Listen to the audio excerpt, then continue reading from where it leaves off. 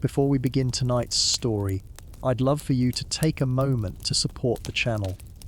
If you enjoy relaxing history like this, please give the video a like and subscribe, so you'll always have a new story ready when you need to unwind. I'd also love to know, where in the world are you listening from tonight? Drop it in the comments below. It's always wonderful to see how far these sleepy journeys travel. You wake before dawn, just as you always do. The straw mattress beneath you crackles faintly as you shift, its uneven filling poking at your side. Normally, this is the hour when a warm glow would creep through the cracks in the wooden shutters, a quiet signal that another day of work in the fields is about to begin. But today, something feels different. The rooster has crowed, yet the world outside the shuttered window remains strangely dim, as though dawn has forgotten to arrive.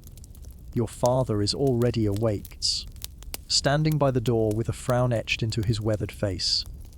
His hands, roughened by years of ploughing and planting, rest on the wooden latch as if holding it shut against some unknown threat. Your mother kneels by the fire pit, coaxing the coals from last night back into a weak flame, her hands moving automatically, but her eyes darting toward the window as well. Even the fire seems reluctant, the sparks glowing faintly in the cool air of early March. When your father finally opens the door, a chill seeps into the room. You follow him outside, curious, and stop short. The sky is wrong. Instead of golden lights, the heavens hang in a strange twilight hue. The sun, if it can even be called that, floats pale and ghostly, not yellow, not orange, but blue, casting a faint glow no stronger than the light of a full moon. The shadows you expect to see on the ground are missing entirely. The village is stirring as neighbors emerge, drawn into the street by the same unsettling sight. Some gasp in awe, others whisper in fear. You can feel the hush in the air, a quiet unlike anything you've ever known. The houses around you are simple, built of wood and clay, their thatched roofs dark against the dim sky. Smoke rises from a few chimneys, curling lazily upwards, only to vanish quickly into the thick haze that blankets everything. Normally, by now, the village would be alive with the chatter of animals and the calls of farmers beginning their day. But the goats are restless in their pens, and the chickens, after stepping into the yard, quickly retreat back inside their coop. Even the birds seem absent, no cheerful songs greeting the morning.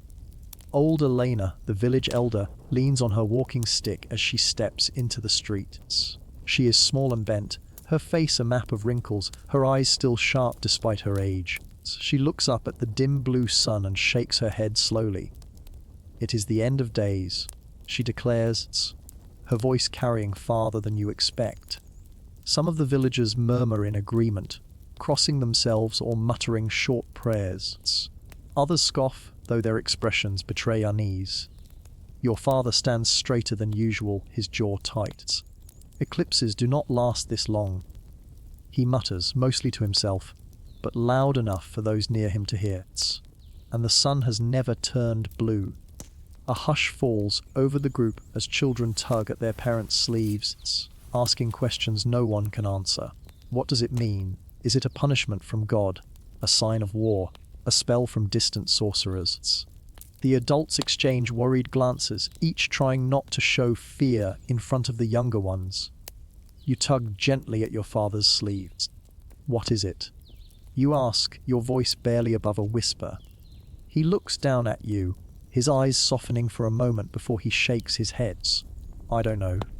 He admits quietly, and that, more than the blue sun itself, makes your stomach twist with unease. The day creeps forward, though the light never strengthens.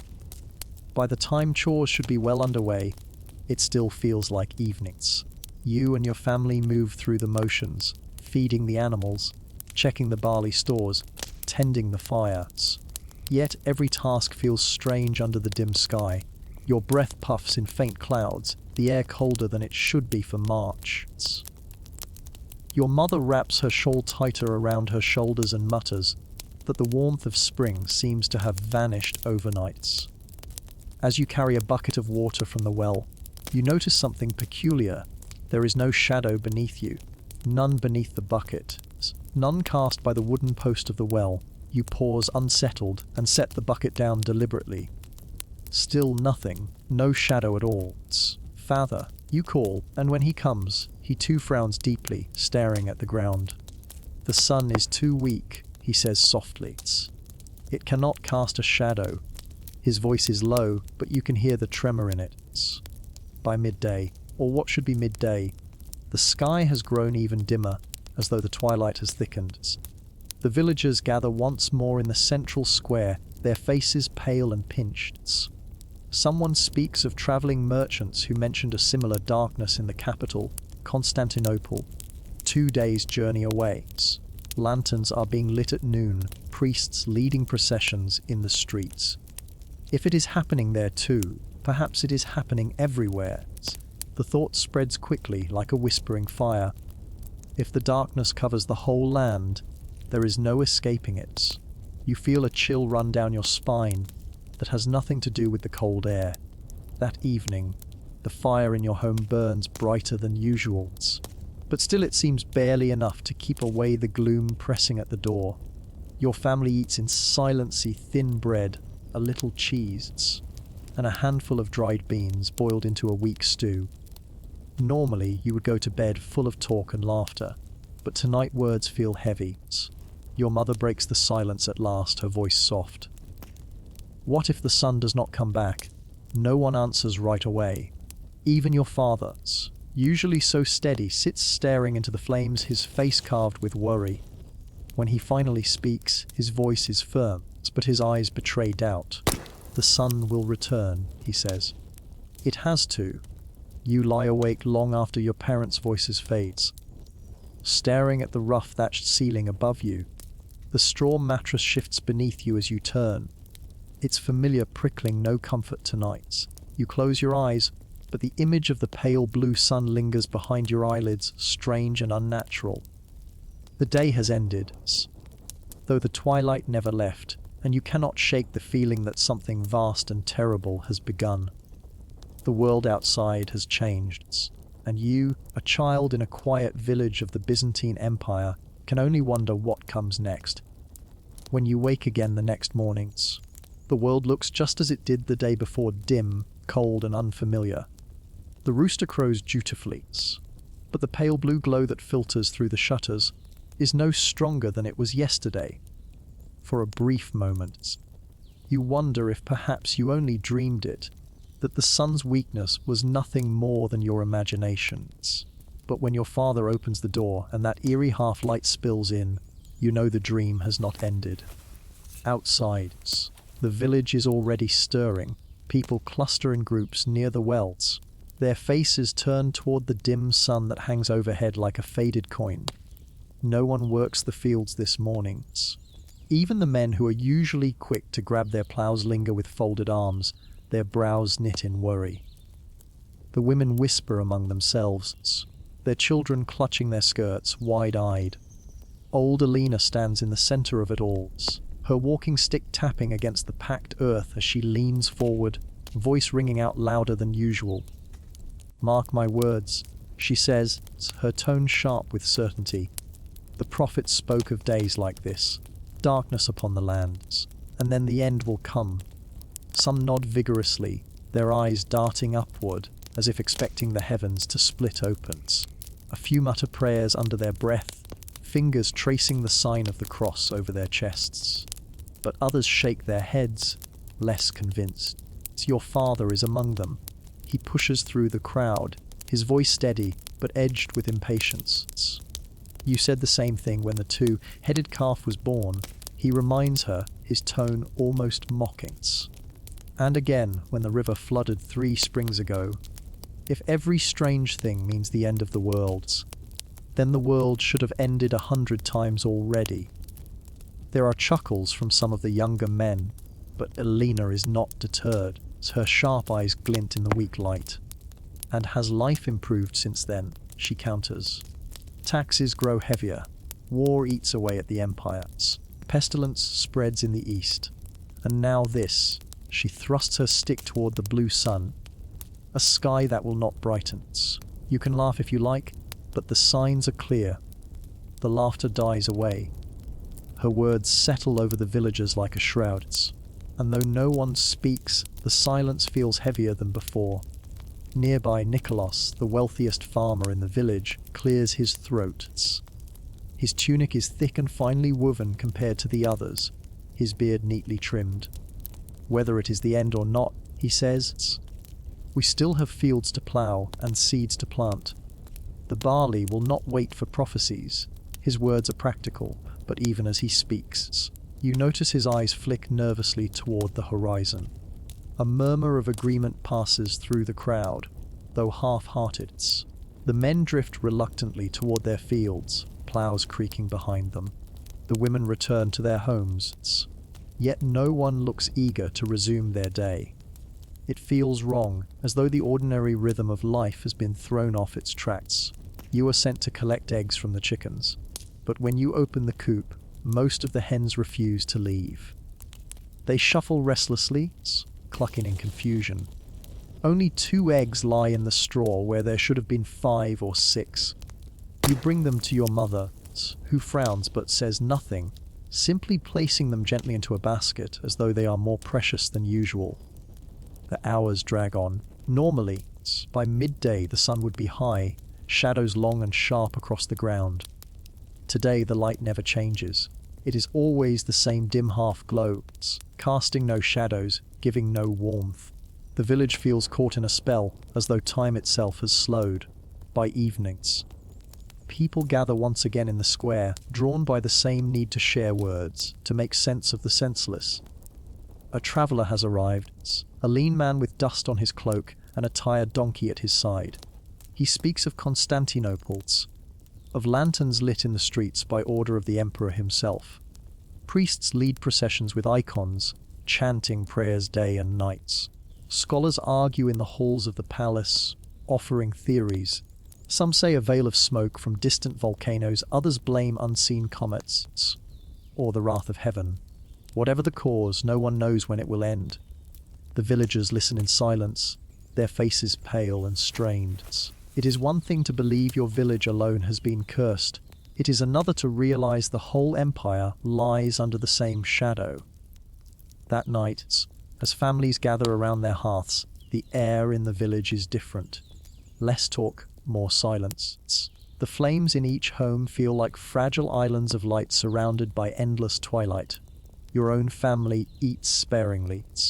Your mother stretching the stew thin with more water than usual. She speaks little, and when she does, her words circle back to the same thought. What if the crops will not grow?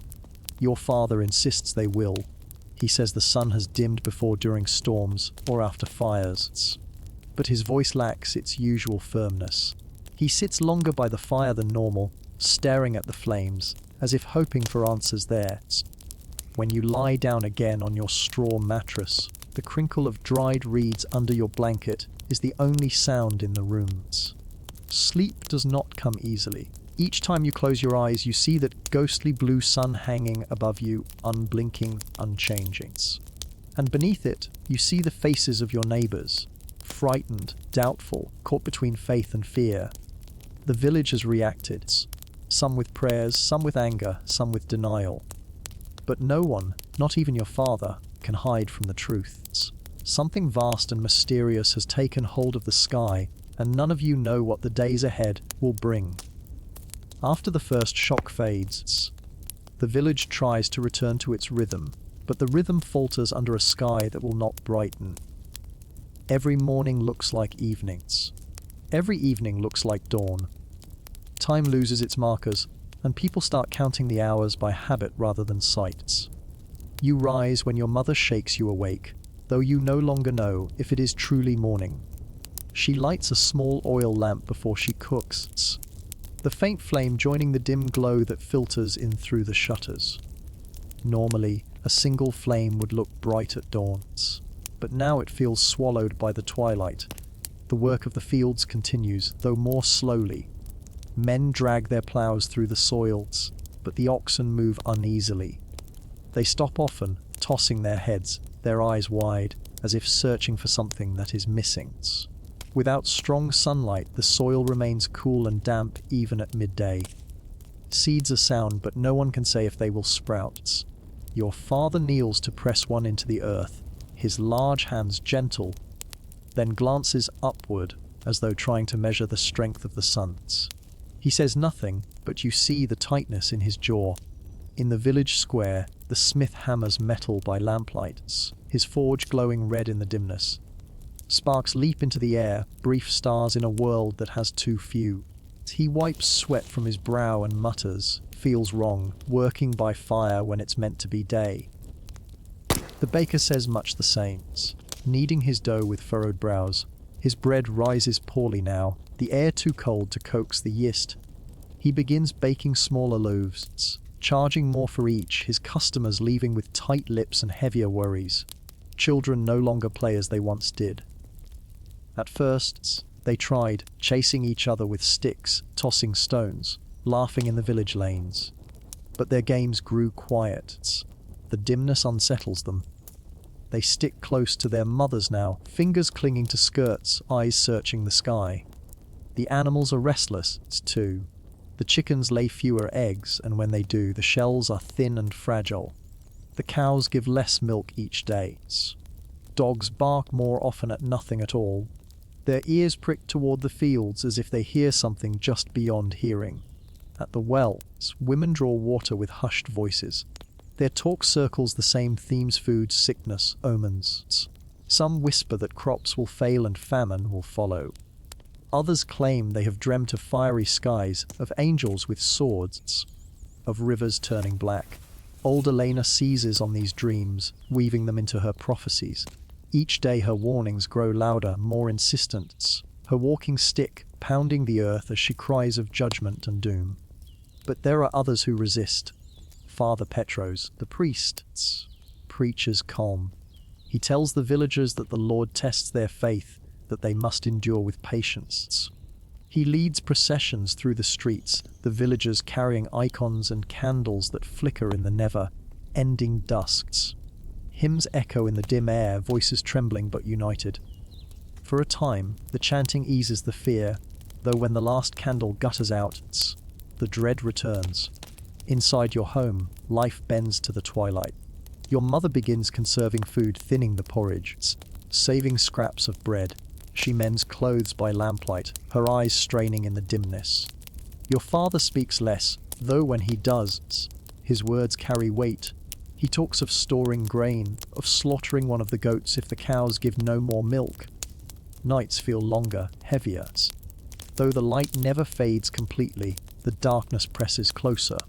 Wolves howl more often beyond the fields, their cries carrying through the thin walls of your home.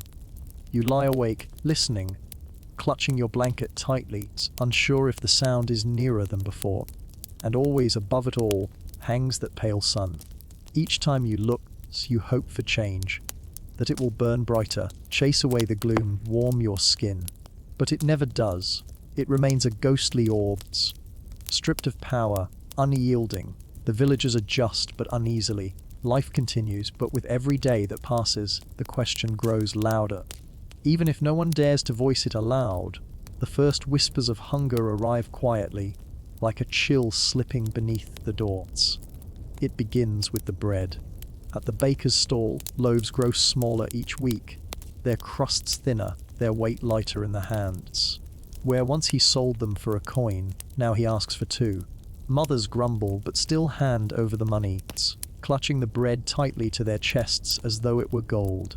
Soon, arguments break out in the square, muttered complaints about unfair prices, about greedy merchants taking advantage of fear. The baker defends himself, sweat shining on his brow. Flour is harder to come by, he insists. The mills are grinding slower. The grain doesn't rise as it should. Would you have me starve too? The truth is plain enough, the harvest has yet to come, but already the stores from last season run thin. At home, your mother waters down the stew more often, stretching a single turnip across 3 meals. She trades with neighbors, exchanging a little wool for a few onions, a carved wooden spoon for a jar of honey. Her movements are quick, her eyes sharp. She says little, but each gesture tells the same stories. Food is slipping through her fingers like sand. Your father begins setting aside sacks of grain in the loft, away from the rats. He counts them at night by lamplight, his lips moving silently. You hear him muttering numbers, starting again and again as though repetition itself will hold the food in place.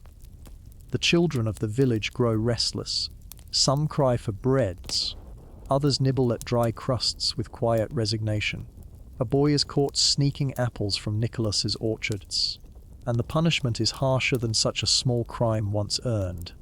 His father thrashes him in the square, declaring he will not raise a thief.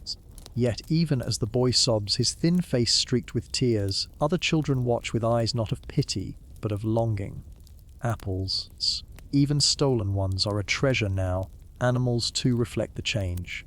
The cows give little milk, their ribs beginning to show. The goats bleat more often, pawing the ground. The hens scratch anxiously in the straw, producing fewer and fewer eggs. At night, wolves grow bolder, prowling close to the village fence. One morning, a sheep is found torn apart, its blood staining the earths. The sight lingers in every villager's mind, not only for the loss of meat and wool, but for the reminder that nature itself grows hungrier. The whispers swell into open fear. Around the well, women talk of famine as though it has already arrived. They recall tales their mothers told, of winters where people boiled leather for broth, of years when whole families perished. We thought such days were behind us. One woman mutters, her voice tight with dread. But maybe they've come again. Older Lena seizes on these murmurs, her voice rising above the rest. I warned you, she cries, her stick thudding against the ground. This is the reckoning! The Lord has darkened the sun to punish our sins. Repent, or the land itself will turn against us. Some villagers nod, their faces drawn with fear, while others turn away in irritations. But no one laughs anymore, not even your father. Father Petros counters her sermons with his own, preaching hope and endurance. He blesses the fields, sprinkling holy water over the damp soil, raising his arms to the pale sun as though willing it to return. His words soothe some hearts, but even he cannot ignore the growl of empty stomachs. One evening, a traveller arrives once more, bearing tidings from the east. His cloak is ragged, his face gaunt, his donkey thin. He tells of villages where bread riots have broken out, where families flee to the cities seeking grain. In Constantinople, he says, the emperor has opened the granaries, but even there the supplies dwindle.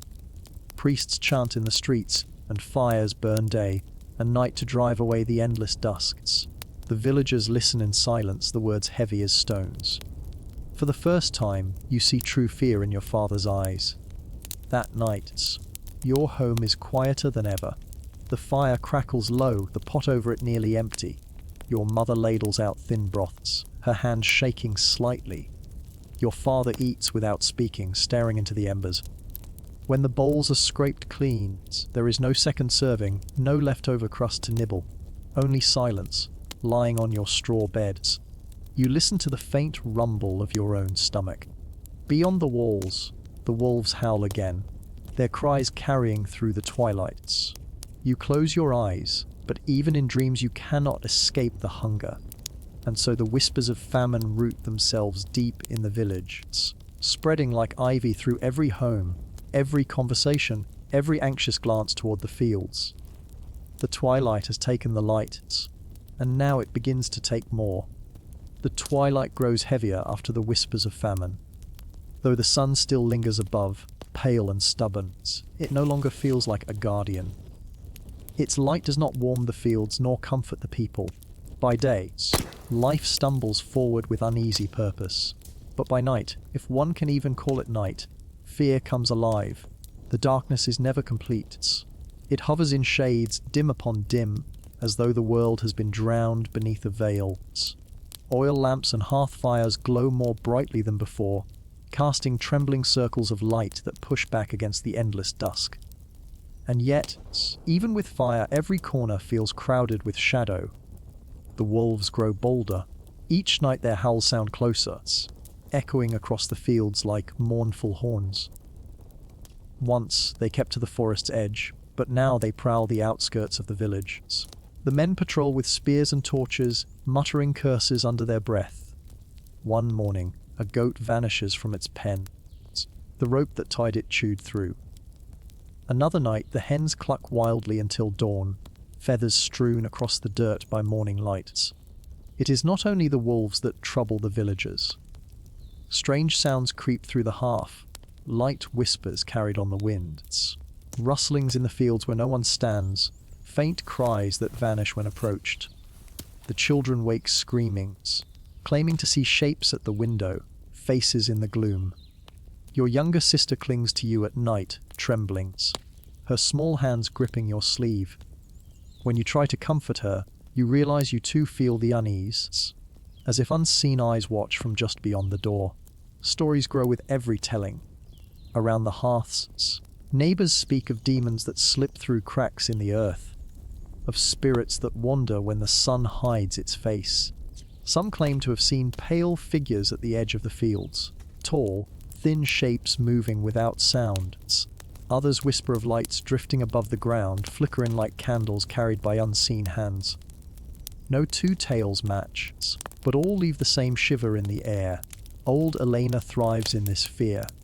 Her voice rises shrill in the square. It is judgment. The veil has thinned, and the spirits walk among us. This is why the wolves draw near, why our children cry in the night. Repent, or worse will come. She thrusts her stick at anyone who dares to doubt her, her eyes fierce and wild. Yet even those who scoff cannot shake the feeling that something has changed. Father Petros orders more processions, leading the villagers through the lanes by lamplight.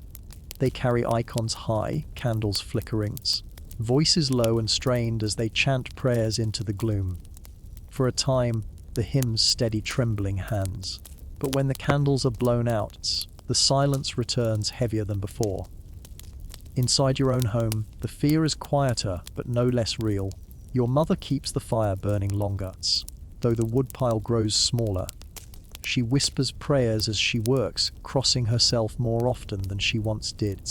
Your father sharpens his knife each evening, the rasp of stone against metal steady and grim. He says little, but his eyes dart off into the shuttered windows, as if expecting something, or someone, to appear. One night, you wake to the sound of movement outside. The straw beneath you crackles as you sit up, listening. There it is again. The crunch of footsteps in the dirt, slow and deliberate. You glance at your father, already rising from his bed, knife in hand. He gestures for silence. The two of you creep toward the door. For a long moment, only the sound of your breathing fills the rooms. Then a knock. Not a wolf's snarl, not the brush of wind, but 3 sharp knocks on the wood. Your mother gasps. Your father grips the latch, holding it shut. No voice calls, no face appears at the window. Only silence pressing, waiting. At last, after what feels like forever, the footsteps retreat into the twilight. The knocking is never explained. No traveller comes. No neighbour admits to the pranks. The villagers whisper of it for days. From then on, the nights feel heavier. Every creak of the house, every cry of an animal, every whisper of wind sets hearts racing. Sleep becomes restless, shallow. Dreams bleed into waking hours. And though no one says it aloud, the fear grows clear. Famine may take your stomach, but the night seems ready to take your soul. The village endures by day, but it is at night that the true struggle begins. For in the endless twilight, fear itself becomes a living thing, feeding, growing, waiting. The days slip past, each one a muted copy of the last, and still the strange twilight lingers. At first, the village clung to hopes. Surely the sun would return in its fullness. Surely this dimness was only a passing curse, a trick of the heavens. But by the time April should have been unfolding in colour and warmth, the fields reveal the truth: the crops are failing. You walk with your father through the barley field one morning. The stalks should be green and rising toward your chest, trembling in the breeze. Instead, they are short and brittle, their leaves yellowed and curled. When you brush your hand along them, they crumble like dry parchment, scattering flecks into the chill air. Your father kneels, running his fingers over the soil. It is damp from recent rains, but no warmth rises from it. He shakes his head without speaking. In the small vegetable plot behind your house, the story is the same. The beans have not sprouted. The cabbages stand stunted, their leaves tight and hard. Even the onions, usually so stubborn, look thin and pale. Their shoots withering before they've grown tall enough to cut.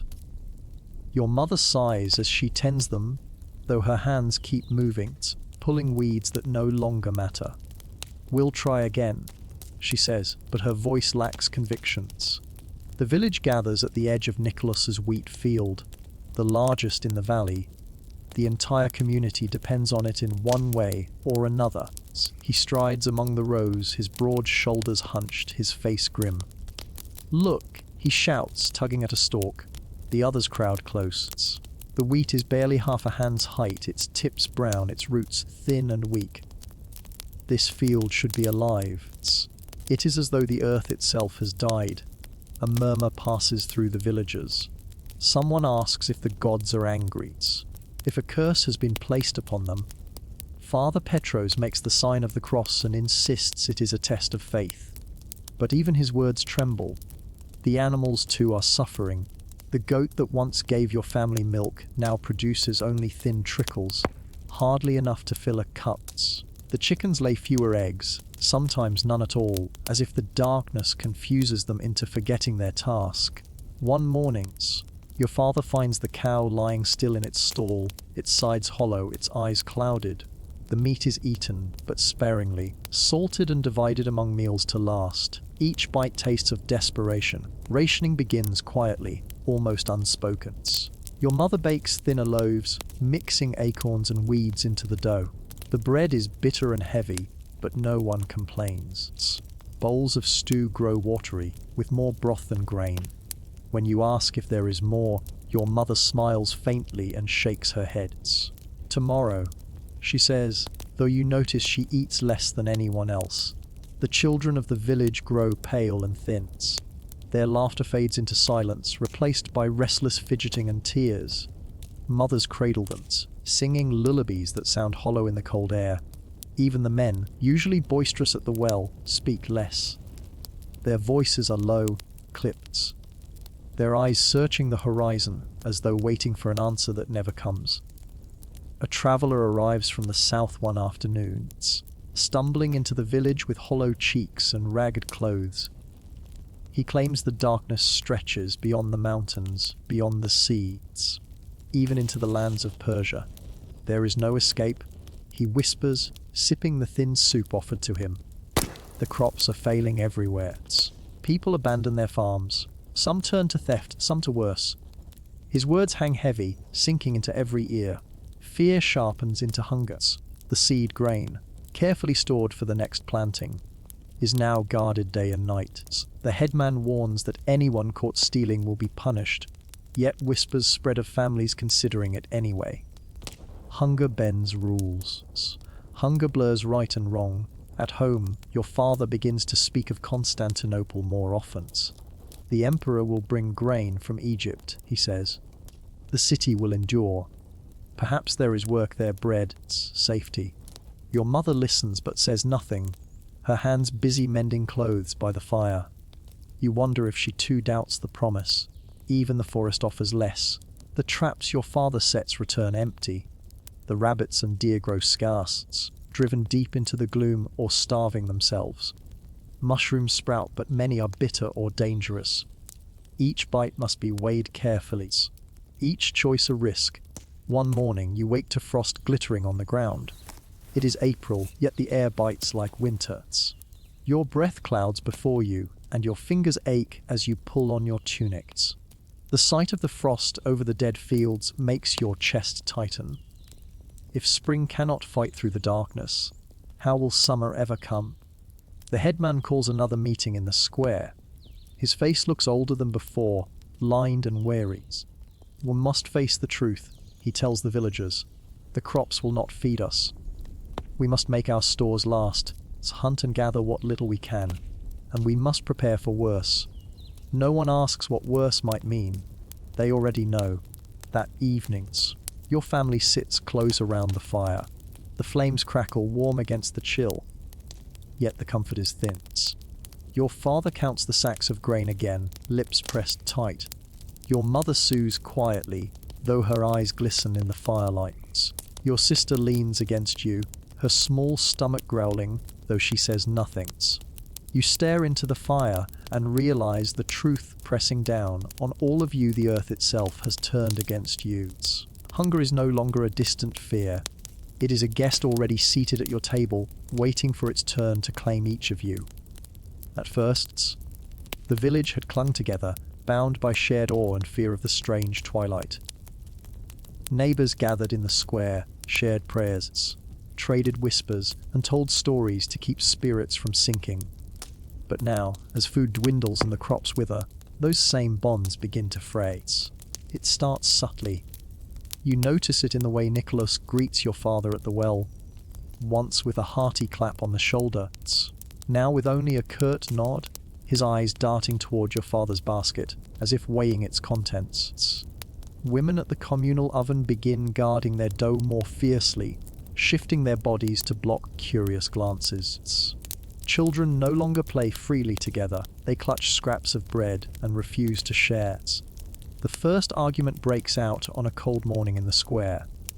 Two families arrive at the well at once, each claiming it is their turn to draw water. Voices rise, hands fly to grips of tools that suddenly seem like weapons. Only the intervention of Father Petros keeps it from violence, but the tension lingers, prickling the air like frost. Later that week, a worse quarrel erupts. A chicken goes missing from one of the huts, its feathers found scattered behind another family's sheds. Accusations fly, shouted for all to hear. The accused family denies it, but the evidence is thin and the suspicion thicks. The headman tries to calm the dispute, yet his voice lacks authority now. The villagers murmur among themselves, some taking sides, others simply watching with hungry eyes. At night, your parents speak in low voices. It will get worse, your mother warns. Hunger makes beasts of people. Your father nods, staring into the fire. We must guard what little we have. From that night forwards, you notice how carefully he latches the door, how often he glances at the sacks of grain in the corner. The village meetings grow more strained. Once they were filled with cautious hope, talk of prayers and patience. Now they seethe with accusations. Some demand harsher punishments for thieves. Others suggest leaving the weakest behind if the stores fail. When old Elena raises her stick and cries that it is the wrath of heaven, half the villagers agree with fervor, while the other half mutter angrily that prayers have done nothing to fill their stomachs. A new voice rises in the crowd, Maya's, a man of few words until now. Thin and sharp-eyed, he stands at the edge of the square and says, "We cannot wait for miracles. We must take what we need. From the forest, from travelers, from each other if we must." His words send a ripple through the people. Some nod slowly, others glare. Father Petros calls him wicked, but Maya's only shrugs. Faith won't feed our children. Rumors spread quickly. Some whisper that families are hiding foods, keeping secret stores buried beneath their homes.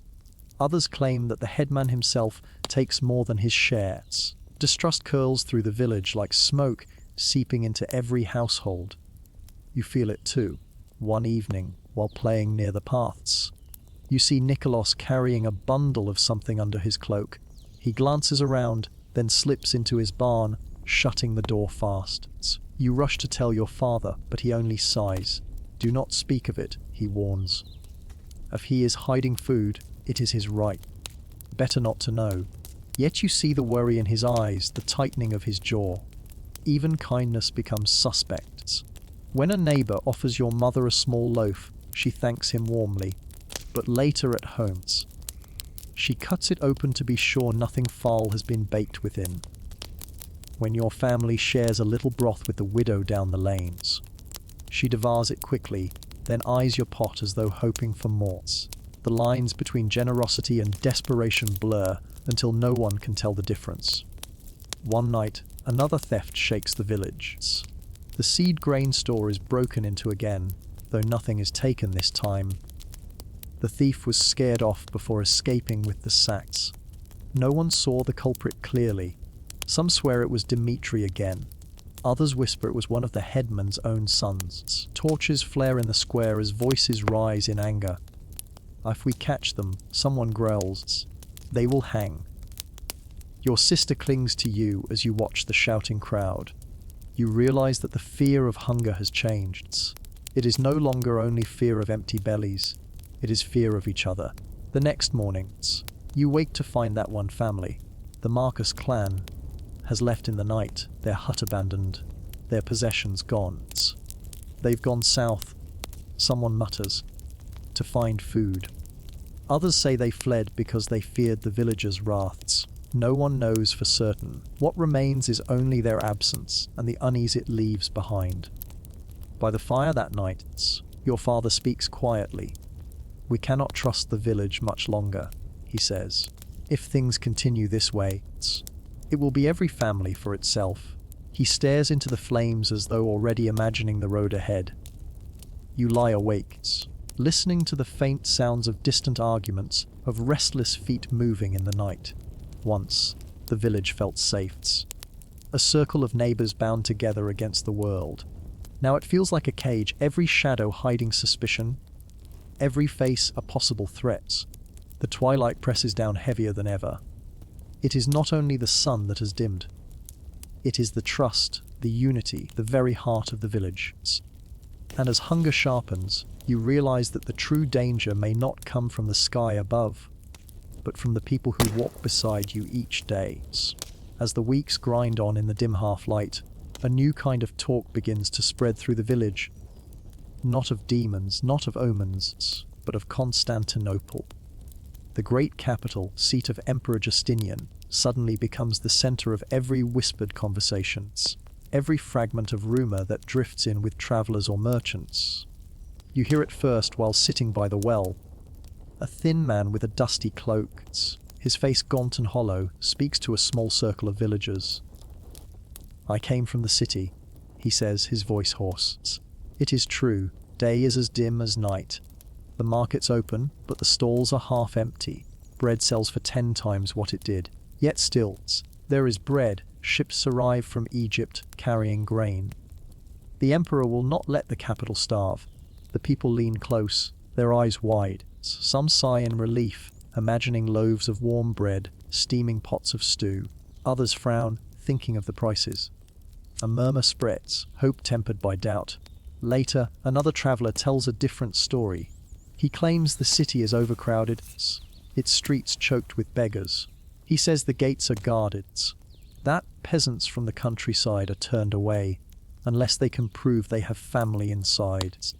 The emperor cares for the nobles and the soldiers, he warns, shaking his head. Not for the likes of us. The contradictions do not matter. The very mention of Constantinople plants a seed. Around hearths, in the fields, beside the ovens, villagers weigh the choice aloud.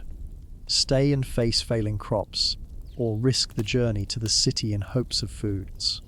Your father listens carefully to each tale.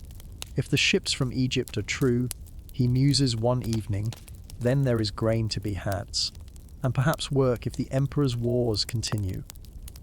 They will need men to fight, craftsmen to build, women to serve in the houses. Your mother shakes her head. And what if the rumors of gates closed are truths? What if we walk for days only to be turned away? Better to stay with what little we have, where at least we know the land. The debate repeats in many homes. Some argue that the city is salvation, others that it is a death trap. Yet as the days pass and the fields remain barren, more and more voices lean toward the road. Children, overhearing, turn the city into a dream.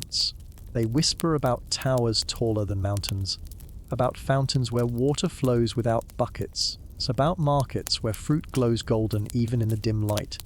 Your sister asks you one night, will we see it? The Hagia Sophia. They say its dome is so high it touches the heavens. You do not know what to answer. The headman calls a gathering, his voice sterns. Do not be swayed by rumors, he warns. The city is far. The road is dangerous. Bandits stalk the countryside. And what if the gates truly are closed? We would risk everything for nothing. But even as he speaks, his eyes flick toward his own dwindling grain sack, and you can tell he is not as certain as he pretends.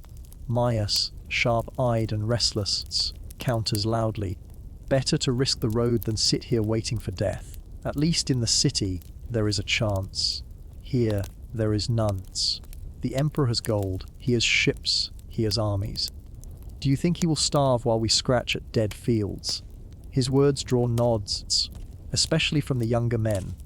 The village divides again, not with shouts this time, but with quiet choices. Some families begin to prepare quietly, setting aside bundles of clothing, saving scraps of food for the journey.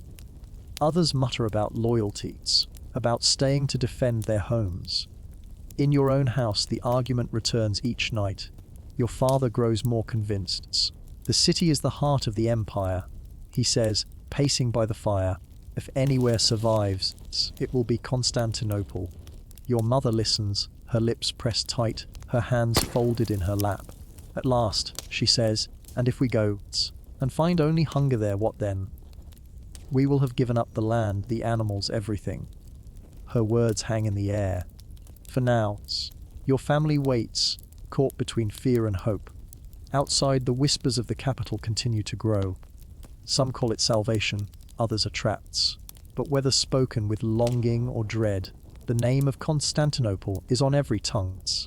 The city glimmers in the imagination like a distant flame in the twilight, faint, uncertain, but impossible to ignore. It is a morning heavy with silence when the first horn sounds. A thin, shrill note, carried from the road that snakes down from the hills. Villagers freeze mid-task, hands still clutching buckets, hose or loaves. Then comes the clatter of hooves, the steady rhythm of boots, the gleam of iron helmets catching what little grey light filters through the sky. The imperial soldiers have come. At first, the sight of them stirs hope. Strong men in mail and leather, carrying spears, swords, and round shields painted with the imperial eagles. Their banners, though tattered, ripple in the cold air, a sign of order, of authority. For a moment, it feels as if safety has arrived. But the moment does not last. The captain rides at their head, a stern man with a scar across his cheeks. His eyes sweep over the village not with kindness, but with calculation. Behind him march 24 men, hard-eyed, their boots crunching on the frozen earth. The villagers gather in the square as the soldiers dismount. The captain wastes no time. By order of Emperor Justinian, he declares, "We are here to collect provisions for the army. Grain, livestock, oil, whatever you can spare. The empire is at war, and every subject must do their part." A murmur ripples through the crowd. Spare. What is left to spare? The headman steps forward, bowing low. "Honored captain, our fields are ruined. The sun does not shine. We have little enough to feed our own." The captain's gaze sharpens. The empire does not beg, it commands. What you have, you will give. And you will be compensated with the emperor's coin. He gestures, and a soldier drops a small pouch of gold at the headman's feet. The coins spill out, gleaming dully in the twilight. For a moment the villagers stare.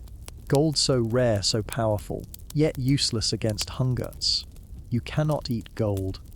Reluctantly, families begin to bring forward what they can: a sack of barley, a pair of scrawny goats, jars of oil. Each offering is noted by a soldier, tallied as though fairness were being kept. But when the tally is done, the captain scowls. "Too little," he says. "The army marches tomorrow. This will not suffice." A tense silence falls. Then Nicholas speaks out, his voice shaking with anger. "Take the gold back to your emperor. What good is it when our children starve?" Gasps rise from the villagers. The soldiers stiffen, hands gripping hilts. The captain's face hardens. He dismounts slowly, strides to Nicholas, and without a word strikes him across the face with a mailed fist. Nicholas falls, blood streaking his cheeks. The Emperor's generosity is not yours to scorn, the captain says coldly. One more word, and it will be more than your pride that bleeds. A fear grips the crowd. No one moves to help Nicholas. The soldiers stand ready, spears gleaming, eyes cold. Father Petros mutters a prayer under his breath, his hand trembling as he raises the cross. But the soldiers do not falter. To drive his point home, the captain orders his men into the storehouse. They emerge with 2 sacks of grain and a crate of salted fish. Reserves the village had been saving for the winter. A cry rises from the people, but no one dares resist. The soldiers sling the supplies onto pack mules as though they were theirs by rights. Before they leave, the captain issues one final command. F. Moore is not prepared by the next collections. The Emperor's punishment will be severe. His gaze sweeps the crowd like a blade. You are subjects of Rome. Remember it. With that, the soldiers mount up and march away, leaving behind silence, dust, and fear. Nicholas lies on the ground, groaning. At last, his wife rushes to his side, dabbing the blood from his face. Others drift away slowly, muttering, anger simmering beneath their fears. The gold pouch sits abandoned in the dirt. No one reaches for it. That night, the village gathers in hushed anger. Some curse the empire. Others whisper that without the emperor's armies, worse might come. Persians, barbarians, raiders. Your father says little, only staring into the fire, his jaw clenched. Your mother finally murmurs, if the soldiers return, they will take the rest. We cannot stay here. The talk of Constantinople returns, heavier now. Some argue the city is safer under the emperor's protections. Others that it is only another trap where the poor are bled for the rich. Yet the memory of the soldiers' fists and spears makes one thing clear, whether in the village or in the capitals, the empire's hand will reach you. Lying awake that night, you think of the scared captain's eyes, cold, hard, merciless. You realize that the emperor is not some distant figure on a golden throne. He is here, in your village, in the fist that struck Nicholas, in the grain carried away. And though the soldiers have left, their presence lingers like smoke after fire.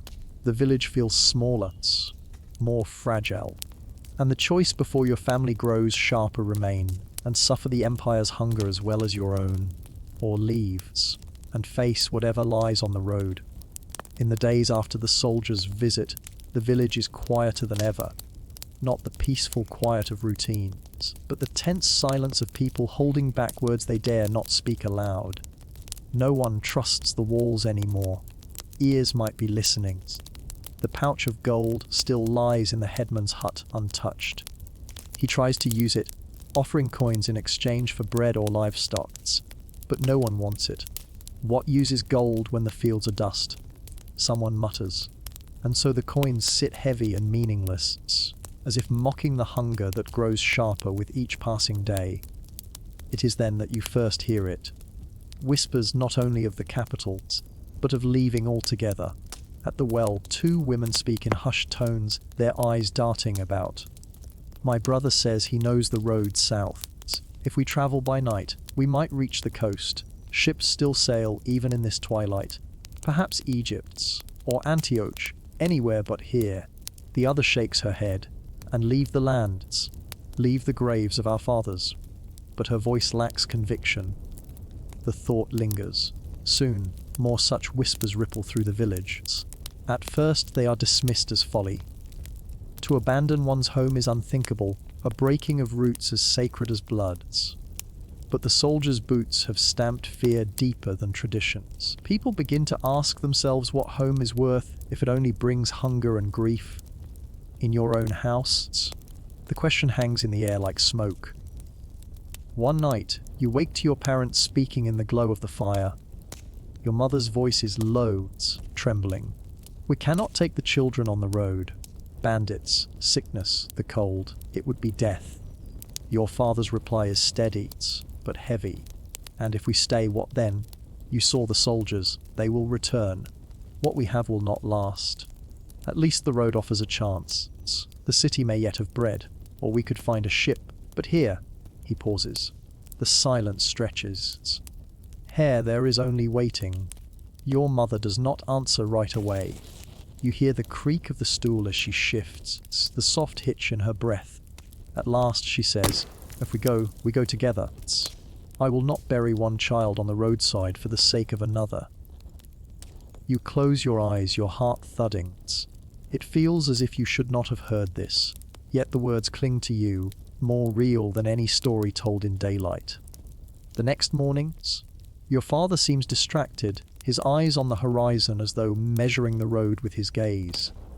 He asks the headman cautious questions. How far to the capital? How many days' walk? Which villages lie between? The headman snaps at him, calling such talk dangerous. But others listen, their faces tight with the same thoughts. Meanwhile, small signs appear. A family quietly sells a goat, not for gold but for dried meat. Another mends sacks and gathers ropes. At dusk, you see a neighbor's children tying little bundles, giggling as though it were a game. The older ones hush them quickly, eyes darting toward the squares. The village itself begins to feel less like a home and more like a waiting room. Some people still cling fiercely to the land, muttering that leaving is sin, that God placed them here, and here they must remain. Father Petros preaches it each Sabbaths. To abandon the village is to abandon God's will. But fewer people meet his eyes when he says it. Some slip away after his sermons, muttering that God is silent in this twilight. At night the road seems to call louder than the church bell. One evening, Nicholas, the man struck by the captain, gathers a few families by the barn. His face is still bruised, but his voice burns with resolve. The empire takes from us and leaves us to starve. I will not wait for them to return. My cousin in the city will take us in. I leave at week's end. Those with courage may come. Some nod eagerly. Others shake their heads in fear. But the seed is planted. Your sister asks you quietly, will we go too? You want to answer, but you cannot. The decision is larger than you, heavier than you can carry. Still, you feel the weight of it pressing into your chest. That night, you dream of the roads. You see yourself walking through endless twilight, your family around you, the village shrinking behind. Ahead, the great dome of Hagia Sophia glows faintly like a second moon. But as you draw closer, the light flickers, fades, and leaves you in darkness. You wake in the chill of early dawn, unsure whether the dream was hope or warning. The thought of leaving no longer feels like madness. It feels like inevitability. And yet, beneath it all, a fear gnaws if you abandon the village. What pieces of yourself will you leave behind? The days stretch longer, though the light never changes. Whether it is morning or afternoon, the sky remains the same dim, grey, blues, shadowless. Time is marked not by the sun but by the hunger in your bellies, by the sound of arguments that now echo through the lanes of the village. The whispers about leaving are no longer whispers. They have hardened into debates, sharp and wary, spilling into the open where everyone can hear it. The people who once shared bread and laughter now glare at one another across the well, their words edged with suspicions. Your father is caught in the middle. At home, he and your mother speak in circles. The same arguments repeated each night until their voices are hoarse. We cannot drag the children down the road to starve faster. Your mother insists. Her shawl is pulled tight around her shoulders, her face pale in the firelight. What will you do when the baby grows sick? What will you do when the bandits see us as easy prey? And what will we do when the soldiers return? Your father counters, his fists clenched on the table. What will we do when the grain runs out and the goats give no milk? Shall we sit here and die quietly in our own beds? Silence falls after that. You hear the soft crackle of the fire, the faint rustle of mice in the thatch. No one wins these arguments. They are not about winning. They are about fear, about the weight of choices too heavy for any one person to carry. The village mirrors your home. At the well, Nicholas raises his voice, calling the headman a coward for telling people to stay. You want us to wait for death like sheep in the pen. Not me. It's not my children. The headman, wary and grim, replies, the road will eat you alive. Wolves, sickness, hunger. The city has no bread for us. Better to remain where we have land and tools, where we can endure until the sun returns. Land. Nicholas spits. What good is land if nothing grows on it? The crowd murmurs. Some nod with Nicholas, their faces hard with desperation. Others scowl, clutching their shawls tighter, unwilling to admit they feel the same gnawing doubt. Even Father Petros seems uncertain now. He preaches obedience, trust in God's providence. But his eyes wander to the sky, and his prayers are longer than before. You hear him mutter once, almost to himself, even Job was tested. Even Job, inside your home, the tension deepens. Your mother gathers herbs, trying to stretch them into meals, but her hands tremble when she kneads the thin dough. She hides her tears, but you notice. Your father sharpens tools that may never see the earth turned again. He paces the house at night, restless as a caged animal. Your younger sister asks questions you cannot answer. When will the sun come back? Why does the bread taste like bark? Why does Mama cry? You hold her, murmuring soft reassurances, though your own chest is tight with uncertainty. One evening, your parents call you and your sister to the fire. Their faces are drawn, but there is a resolve in their eyes. We must speak as a family, your father says, his voice low but steady. There is talk of leaving, of going to Constantinople, of finding food where the empire gathers it, but the road will be hard, dangerous. He glances at your mother, who looks away, her lips tight. What do you want? You ask, your own voice trembling. Your father exhales slowly. I want us to live. If that means walking to the city, I will walk. If that means staying, I will stay. But we must decide together. Your mother finally speaks, her voice quiet but fierce. I will not risk the children's lives on a hope. We will endure here. We have endured before. The room grows still. Your sister clings to you, sensing the weight in the air. For the first time in your life, you see your parents not as all-knowing guardians, but as two people caught in the same storm, grasping for answers they do not have. Their strength is real, but their certainty is gone. The next day, a family departs. You watch them go, 2 parents, 3 children, pulling a small cart with all they own.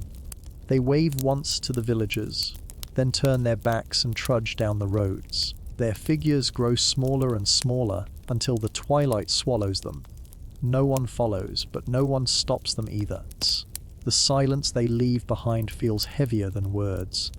That night, as you lie awake on the crinkling straw mattress, you think of them. You wonder if they will find food, if they will see the towers of the capitals, or if they will vanish into the cold forests and leave no trace but footprints fading in the dirt. Sleep comes slowly.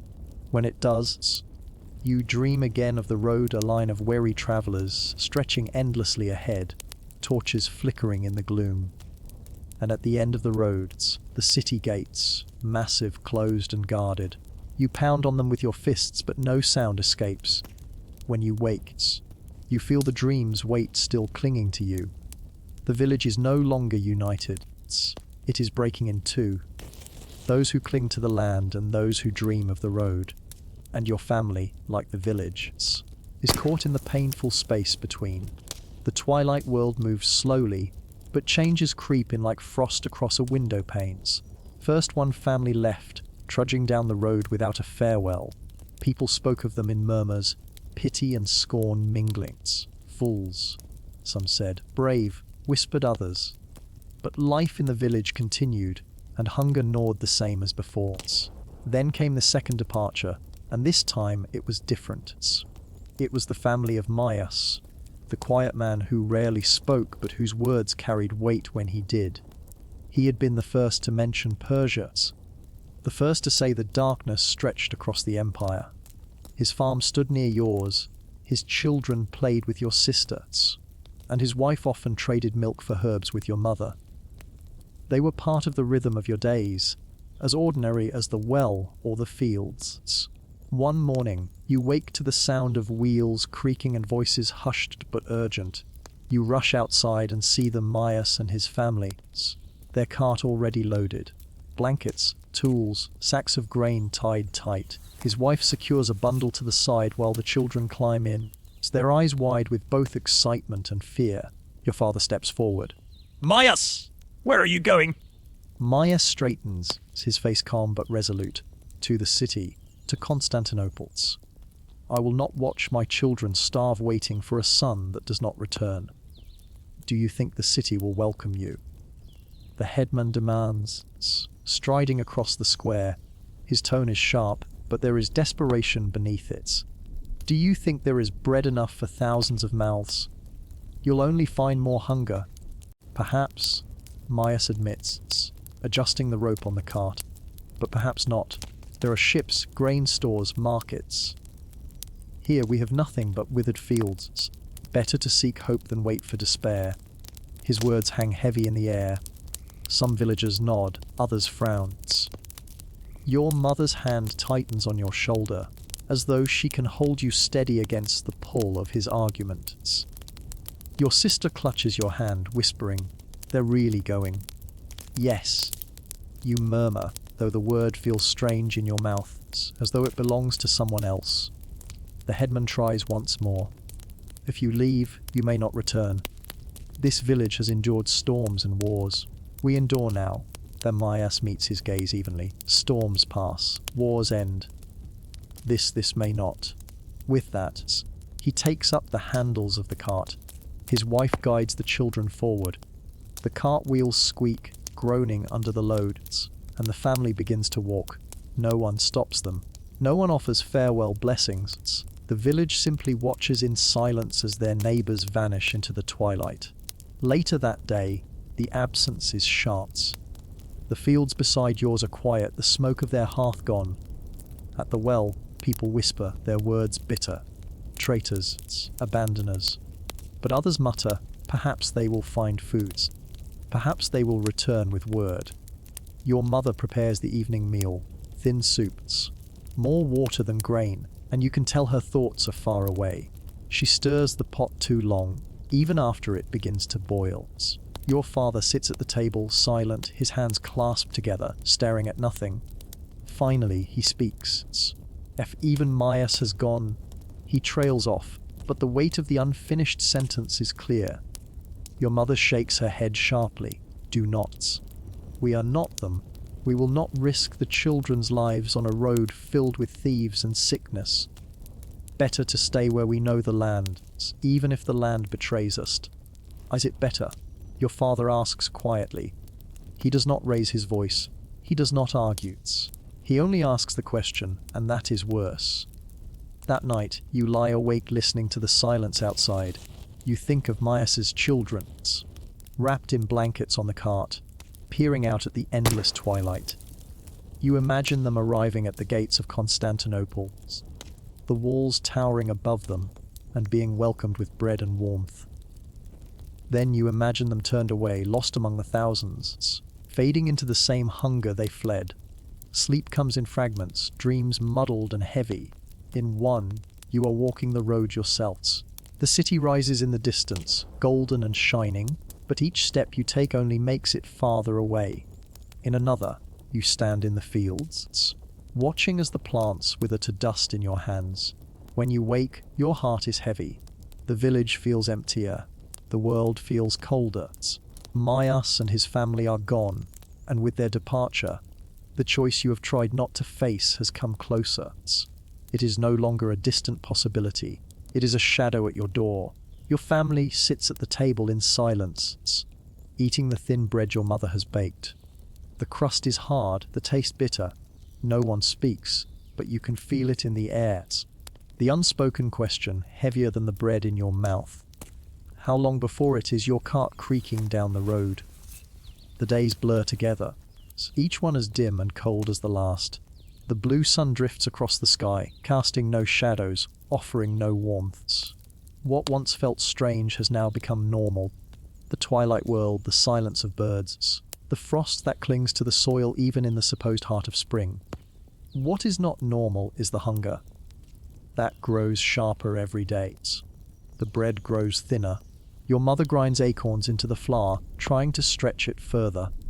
The taste is bitter, sometimes sour, but you chew anyway, swallowing hard. Your sister cries after meals, not because of the taste, but because there is never enough. Your mother tells her to drink water, that it will fill her belly. You know it does not. Your father sets more traps in the forests, but the animals are scarce. A squirrel 1 week, a rabbit the next, hardly enough to feed a family. The goat gives less milk each day, and the chickens lay fewer eggs. Even the animals seem to waste away, as though the darkness has seeped into their bones. In the village, people begin to change. Faces grow gaunt, eyes hollow. Voices, once cheerful or stern, now rasp with weariness. Arguments flare more easily. 2 women fight at the well over a pail of water, each convinced the other took more than her share. Children cry in the night, their wails thin and pitiful, echoing across the silent fields. Sickness follows quickly. It begins with coughs, then fevers. Some say it is from the damp cold, others whisper it is punishment from God. You watch as old Elena, who once proclaimed the end times at every misfortune, lies weak in her hut, her voice barely above a whisper. Darkness upon the land, she murmurs still, but now it is less prophecy and more lament. Your mother tends to the sick when she can, offering herbs and prayers. She returns home with tired eyes and weary hands. They need warmth, she says, but there is no warmth to give. At night, the conversations grow more desperate. Your father speaks less of the fields and more of the city. If even the goats starve, what chance do we have here? He mutters.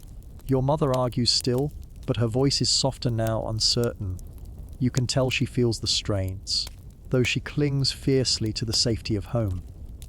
One evening, word spreads quickly another family has lost a child. The boy was no older than your sister, thin and pale. He coughed through the night and slipped away before dawn. The news ripples through the village like a cold wind. No one speaks of it directly, but the grief hangs heavy. You see his mother at the well the next day, her eyes vacant, her body moving as if by habit alone. The burial is small. The priest whispering hurried prayers. The ground is too hard with frost, and the men must hack at the soil to make even a shallow grave. The boy is wrapped in a cloth, lowered with care, but the silence is louder than any weeping. You stand beside your sister, holding her hand tightly. She does not cry until that night, when she whispers, "Will I die too?" You have no answers. Food grows scarcer still. The headman orders stricter rationing, but people grumble, some refusing to obey. Rumors spread of stolen grains, of hoards hidden beneath floorboards. One night, shouting echoes across the village. Someone caught another stealing turnips from a neighbor's store. The thief is beaten, not by decree but by desperation. You watch from the shadows, shivering, not just from the cold. Your dreams are filled with food. You dream of warm bread, of honey, of steaming stews. You wake with your mouth watering, only to face the bitter acorn loaves again. Even your thoughts seem slower, dulled by constant hunger. Yet, through the despair, small sparks of resilience remains. Your mother still sings softly as she kneads the dough, though her voice trembles. Your father still sets out each morning, traps in hands, refusing to give in to idleness. Some villagers still gather for prayers, their voices rising together in the gloom. But beneath it all, hunger grips tighter. It gnaws at the body, yes, but also at the mind. It turns neighbor against neighbor, hope into suspicions. And in the quiet of the night, as your stomach growls and your sister whimpers beside you, you begin to understand why people leave. The road may be dangerous. The city may be cruel, but hunger is merciless and it does not wait. Hunger already haunts the village like a restless spirit, but soon another fear takes root. It comes not from the fields or the forests, but from the road, from those who have dared to travel. It begins with a ragged traveler, thin, hollow-eyed, who arrives one morning at the edge of the village. His clothes hang loose on his bones, his lips cracked. He collapses near the well, and some villagers rush to help while others recoil. His words come in gasps. The city, Constantinople. The headman kneels beside him. What of the city? The man coughs, his whole body shuddering. Crowds, hunger, sickness. His voice is little more than a rasp. So many coughing blood the streets, filled with the dying. Whispers rise among the onlookers, sharp and fearful. Plague. The word spreads like fire through dry grass. The traveller dies before the day ends. His body is buried quickly, away from the houses. Some villagers insist he carried pestilence. Others mutter that he was simply starved, too weak to continue. But the word has been spoken, and it cannot be unsaid. That night, talk fills every home. Your father sits at the table, his face grins. If the city has sickness, then it is no refuge. To flee there is to invite death. Your mother, who once spoke so fiercely of staying, now hesitates, and yet to remain here is to waste away. What choice do we have? Death here or death there? Your sister listens wide-eyed, her thin fingers tracing circles on the table. Maybe the sickness will not come here, she whispers. Your mother strokes her hair, murmuring, perhaps, child, perhaps. But her eyes meet your father's, and in them you see no certainty. In the days that follow, more rumors arrive with passing strangers. Some speak of Constantinople as a place of chaos, markets empty, granaries locked, beggars filling the streets. Others insist the emperor has ordered grain ships from across the empire, that the city still clings to life. But always, woven into the tales, comes the mention of sickness. They say it began in the crowded quarters near the harbours, where the poor huddle together in the shadow of ships. They say bodies are carried out each morning, wagons creaking under the weights. Some claim the illness is punishment for greed, others whisper of foul air rising from the sea. The village listens, horrified. The road, once a thread of hope, now seems a path to doom. But fear has a way of dividing people. Some insist the plague is far away, a city's problems, nothing that concerns them. We are safe here. The headman declares during a gathering, our village is small. We are not crowded like the city. The pestilence will pass us by. Others are not convinced. If travellers bring it, one woman asks, clutching her shawl tightly, should we let no stranger enter? Murmurs ripple through the crowd. Suspicion blooms. Every cough, every fever is eyed with dread. Children with colds are kept inside, elders' coughs explained away in hurried tones. Yet the fear grows. Your mother begins boiling water for drinking, muttering old prayers as she stirs herbs into the pot. It may not help, she says, but it cannot hurt. Your father sharpens his knife more often, not for the fields but for protections, as though steel might ward off invisible illness. One evening, you and your sister walk past the empty house of Myas's family, the ones who left for the city. Its shutters hang loose, the yard overgrown. She tugs your sleeve. Do you think they are alive? You do not answer at first. In your mind, you picture them in the cities. Their faces pale, coughing in the crowded streets. You imagine their children lying still. You force the image away. Maybe, you say at last. Maybe they found food. Your sister nods, though her eyes are doubtful. The silence of their abandoned home presses in like a shadow. By the end of the week, even the headman cannot keep the fear contained. Another traveller arrives healthy but frantic, insisting that bodies are burned in Constantinople now, the smoke rising black into the skies. He claims entire neighbourhoods are sealed, guards posted to keep the sick inside. Better to die of hunger here than of plague there. Your father mutters grimly after hearing the news. But the question lingers in your heart, heavy and unshakable, what if hunger kills you first? As you lie in bed that night, the village silent around you, you wonder which shadow will reach your door first. The slow, gnawing grip of famines, or the swift strike of plague. Either way, both seem closer with every passing day. The villagers once spoke of spring as though it were late, only delayed. They spoke of summer as though it would still come, perhaps weaker, but inevitable. By now, those words feel like fragments of another life, like tales told in childhoods, as distant as the stories of Alexander's conquests or the wonders of Persia. The truth presses on you each day: there is no spring. There is no summer. The year itself has broken. The fields remain bare, frost gripping the soil, no matter how many times the farmers rake it, no matter how many seeds are planted in desperate hope. Shoots rise weakly, yellow and thin, then wither before they can bear fruit.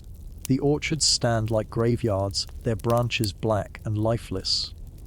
The goats and chickens grow thinner, their ribs stark beneath their hides. Even the dogs, once lively, now skulk about the village with hollow eyes, too weak to bark. Snow falls sometimes, not heavy but constant enough to remind you that winter lingers where it should not. Other days, sleet drizzles from the dim blue skies, turning the paths to muck. The sun, if it can still be called that, never changes, neither rising nor setting, just drifting endlessly in its pale arc. The people change with the season that will not end. The old grow weaker first, one by one. Their chairs at the hearth remain empty. A cough, a fever, and they are gone. The priest works tirelessly, performing rites, but his voice is hoarse, his hands trembling. Children cry less now. Their hunger is no less, but their bodies seem too tired for wailing. They sit quietly, hollow-eyed, clutching bits of crust or wooden toys, their silence heavier than any weeping. Quarrels break out more often. A neighbor accuses another of stealing grain. Someone's chicken vanishes in the night, and in the morning there is shouting, fists, blood on the snow, old friendships fray. Suspicion is now the only coin people trust. The headman still tries to gather the village in order, speaking of endurance, of faith, of survival. But his words ring thinner with each meeting. People mutter that his storehouses hold more food than he admits. Others claim he has already sent his sons away, though no one can prove it. Your own family grows gaunt. Your mother's cheeks are hollow, her hands shaking as she kneads the dough that grows smaller each day. Your father walks farther into the woods with his traps, sometimes gone until nightfall, returning with nothing but empty hands. Your sister grows quieter. She no longer plays in the yard or hums as she once did. Instead, she sits by the hearth, staring at the flames, her hands folded in her lap. Sometimes she whispers questions. Why doesn't the sun come back? Or, did God forget us? Your mother answers with soft reassurances, but her voice always trembles. One night, you wake to hear your parents speaking in hushed tones. We cannot last another season like this.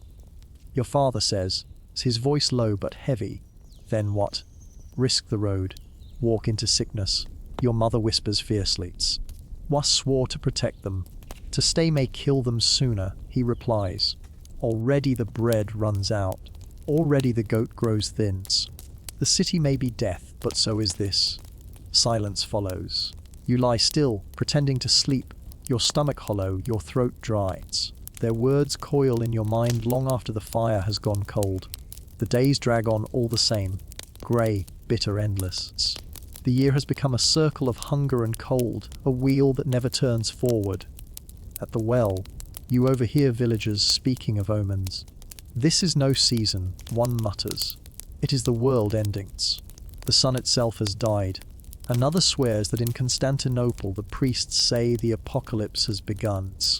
Still others argue that it is punishment for sins, the empire's greed, the people's faithlessness. But none of it matters when your stomach growls. None of it matters when your sister cries herself to sleep.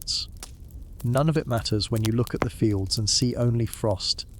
What matters is that there is no spring, and without springs, you wonder how long people can endure. The village has grown quieter, yet beneath that silence lies a tension like a taut rope ready to snap. Every face you see is thinner, sharper, eyes dart, suspicious. Words are shorter, harsher. The air feels thick with something unspoken, as though everyone waits for someone else to break first. The first spark comes on a grey afternoon at the wells. A woman named Selena accuses her neighbour of stealing grain. She screams that she saw him sneaking from her storehouse at night. He denies it, swearing on his children. The crowd gathers quickly, voices rising. Some take Selena's side, others defend the man's. The argument spirals until Selena lunges, clawing at his face. He shoves her back, she falls, and her child begins to wail. The headman arrives, shouting for peace. Enough! He bellows. There will be order! But his words carry little weight now. His voice trembles, his own frame gaunt. People glance at him with scorn instead of respect. For the first time, you see the villagers' doubt openly written on their faces. The man is dragged before the headman anyway, though there is no proof. The grain is gone, and proof hardly matters when bellies are empty. Some demand punishment. Others demand mercy. In the end, he is beaten, not by decree, but by the hands of his neighbours, fists and boots, lashing out until blood stains the snow. He is left gasping, broken, while Selena shrieks curses. That night, the village feels different. The line between order and chaos has thinned. The beating lingers in everyone's minds, heavy as the hunger in their bellies. In your home, your parents argue again. Do you see now? Your father whispers harshly. The village tears itself apart. Soon there will be killings, not just beatings. Do you want our children to be here when that happens? Your mother's face is pale, her eyes dark with exhaustion. And do you want them to die coughing in Constantinople? To be trampled in the streets, starving among thousands? Better a chance than none, your father snaps.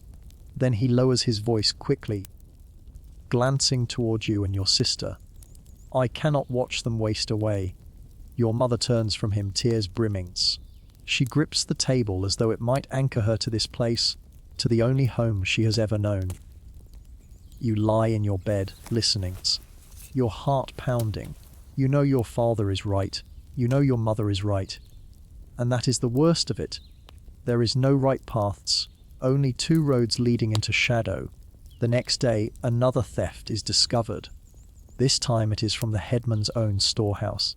He stands before the villagers, trembling with rage, declaring that whoever is caught stealing again will be exiled, cast out into the endless twilight to fend alone. But whispers spread. Some say the headman lies, that he hoards more food than he admits.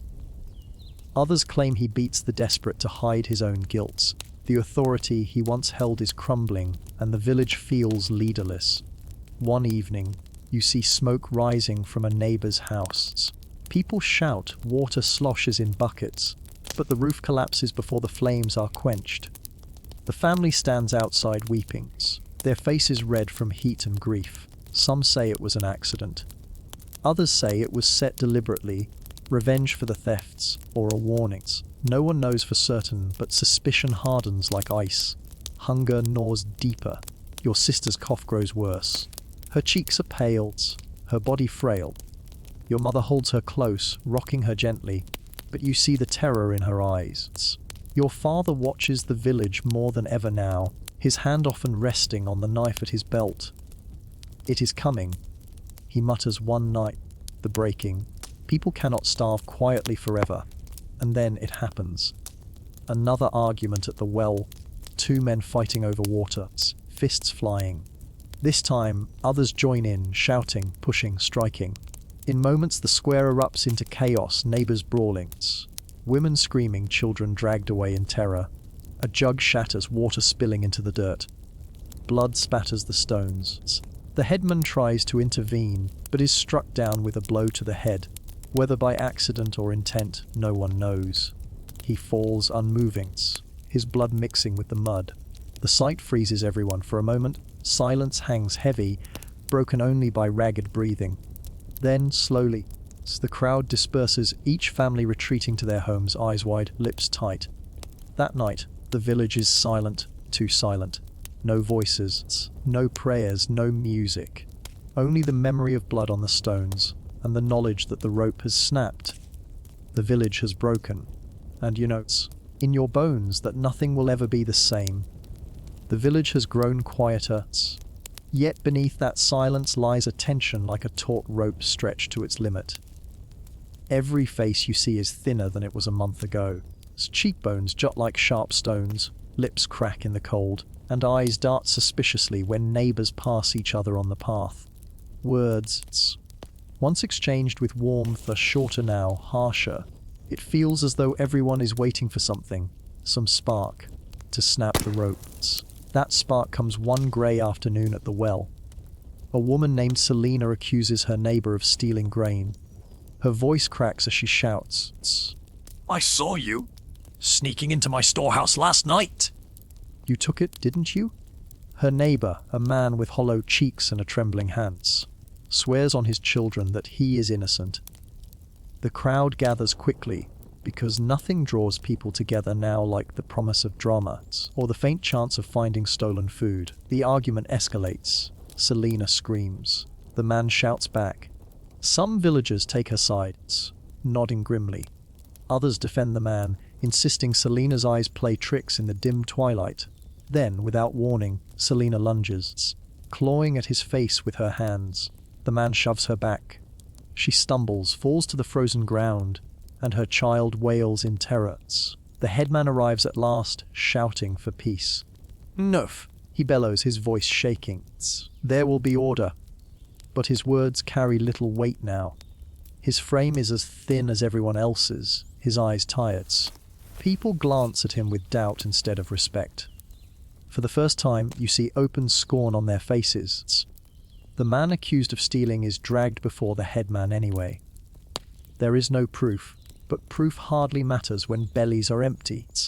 The grain is gone, and someone must be to blame. Some demand punishment, others beg for mercy. Voices rise like the roar of a storm until suddenly the man is struck, first by a fist, then by a boot. The beating spreads, not commanded by the headman, but by the villagers themselves. They lash out with rage born of hunger and despair. Blood stains the snow before it is done. When silence falls, the man lies gasping, broken, while Selena shrieks curses. No resolution, no truth, only violence. That night, the village feels different. Everyone moves cautiously, speaking little. The line between order and chaos has thinned, stretched nearly to breaking. The image of the blood-stained snow lingers in your mind, heavy as the hunger in your belly. At home, your parents argue again in hushed but sharp tones. "Do you see now?"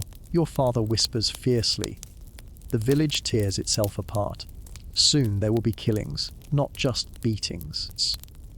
Do you want our children here when that happens? Your mother's face is pale, her hands trembling as she folds and refolds a piece of cloth. And do you want them to die coughing in Constantinople? To be trampled in the streets, starving among thousands? Better a chance than none. Your father snaps, then lowers his voice quickly, glancing at you and your sister huddled by the hearth. "I cannot watch them waste away." Your mother turns her face aside, eyes brimming with tears. She grips the table as though it could anchor her to this place, to the only home she has ever known. You lie in your bed later, heart pounding. You know your father is right. You know your mother is right. And that is the worst of it. There is no right path, only two roads leading into shadow. The next day, another theft is discovered. This time it is from the headman's own storehouse. He stands before the villagers, his voice trembling with fury. If anyone is caught again, he warns, they will be exiled, cast out into the twilight to fend for themselves. But whispers spread quickly. Some say the headman lies, that he hoards more food than he admits. Others murmur that he beats the desperate to hide his own guilt. Authority, once so firm, now crumbles. The headman looks less like a leader and more like another starving man trying to cling to power. One evening, you see smoke rising from a neighbor's home. People rush with buckets of water, shouting, but the flames are too fast. The roof collapses, sparks flying into the dim sky. The family stands outside sobbing, their faces lit by firelight. Some claim it was an accident. Others whisper it was deliberate, a revenge or a warning. No one knows for certain, but suspicion hardens like frost in every heart. Hunger gnaws deeper every day. Your little sister coughs more often, her small body frail beneath the blankets. Your mother holds her close, rocking gently, though you see the fear in her eyes. Your father paces often, his hand resting on the knife at his belt, his gaze lingering on neighbors as though weighing their intentions. It is coming, he mutters one night by the fire. The breaking. People cannot starve quietly forever, and then it happens, another quarrel at the well, this time over water. Two men push and shove. A fist flies, then another soon, others join in, shouting, shoving, striking. In moments the square erupts into chaos, neighbors grappling, women shrieking, children pulled away by frantic arms. A jug smashes, water spilling into the frozen dirt. Blood splatters the stones. The headman rushes forward, waving his arms, crying for peace. But he is struck. A blow to the head that drops him to the ground. Whether by accident or intent, no one knows. He does not rise. His blood seeps into the mud, and the sight freezes everyone. For a moment, silence hangs. Only ragged breathing fills the air. Then, slowly, the crowd disperses, each family retreating to their homes, eyes wide, lips sealed tight. That night the village is too quiet. No songs, no prayers, no laughter. Only the memory of blood on stones, and the knowledge that the rope has finally snapped. The village has broken. And in your bones you know nothing will ever be the same. The death of the headman hangs over the village like a shroud. No one speaks of it openly, but everyone remembers. His body was buried quietly, wrapped in a simple cloth, lowered into the frozen earth with barely a prayer. A few muttered blessings, a handful of earth, and it was done. No speeches, no ceremony. The man who had once guided the village through storms and harvests was gone, and with him, the last thin thread of order. Afterward, families keep to themselves. Doors stay closed. The square lies empty except for the wells, and even there people come and go quickly, heads down, eyes wary. The air feels heavy, as if violence itself lingers in the frost. In your homes, silence has become the rule. Your mother tends to your sister's cough with warm cloths and bitter herbs. Your father sits often by the fire, sharpening his knife even when there is nothing left to cut. His movements are slow, deliberate, as though the act alone steadies him. You sense something building inside him, like a storm gathering strength. One evening, after your sister has finally fallen asleep, your father speaks. His voice is low but firm. It's time. We can't stay here any longer. Your mother stiffens, eyes flashing. You mean to leave? Now, with the roads filled with beggars and thieves. With her, she nods toward your sister, barely able to stand. We'll die if we stay. Your father replies, not unkindly but with a finality that leaves no room for argument. The village has broken. The fields are dead. And the stores won't last another month. You saw what happened at the wells. Next time it won't stop at fists. Your mother presses her lips together, staring into the fire. The light flickers across her face, highlighting the hollows of her cheeks. She doesn't argue, but you see the struggle in her eyes. The fear of leaving everything she has ever known against the fear of staying and watching her children waste away. At last, she exhales a long, trembling breath. If we go together. All of us. Even if the road kills us, or your father nods, his hand rests briefly on hers. A fleeting touch of gratitude. The choice has been made. Preparations begin at dawn. Your father takes the small cart he traded for months ago. Its wheels creaking as he pulls it from the shed. It was once meant for hauling grain to markets, but now it will carry your family's entire world. He inspects it carefully, tightening ropes, checking wheels. Your mother gathers what little you own, the bronze cooking pot, a sack of grain carefully measured, 2 blankets, a spare tunic for each of you. She wraps them tightly and ties them with cords. Every item feels heavier now, not in weight, but in value. You are given a task to fetch water from the well. As you walk, you notice others moving in the same way, carts being repaired, bundles tied. families whispering together in doorways. You realize your family is not alone in this decision. The road will not be empty. It will be filled with others, all carrying their hopes, their fears, and their dwindling food. At the wells, you overhear two men speaking in hushed tones. They say Constantinople is worse, one mutters. People starving in the streets. Guards turning families away at the gates. Better than freezing here, the other replies. At least in the city there's a chance. The emperor will feed his capital before the villagers. The words weigh on you as you fill your jug. Both men sound right, and both sound wrong. You carry the water home carefully, each step measured, your thoughts as heavy as the jug in your arms. That night, your family sits close around the fire.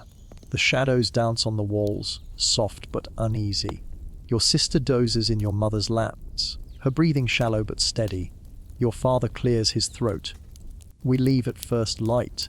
Silence follows, broken only by the crackle of wood.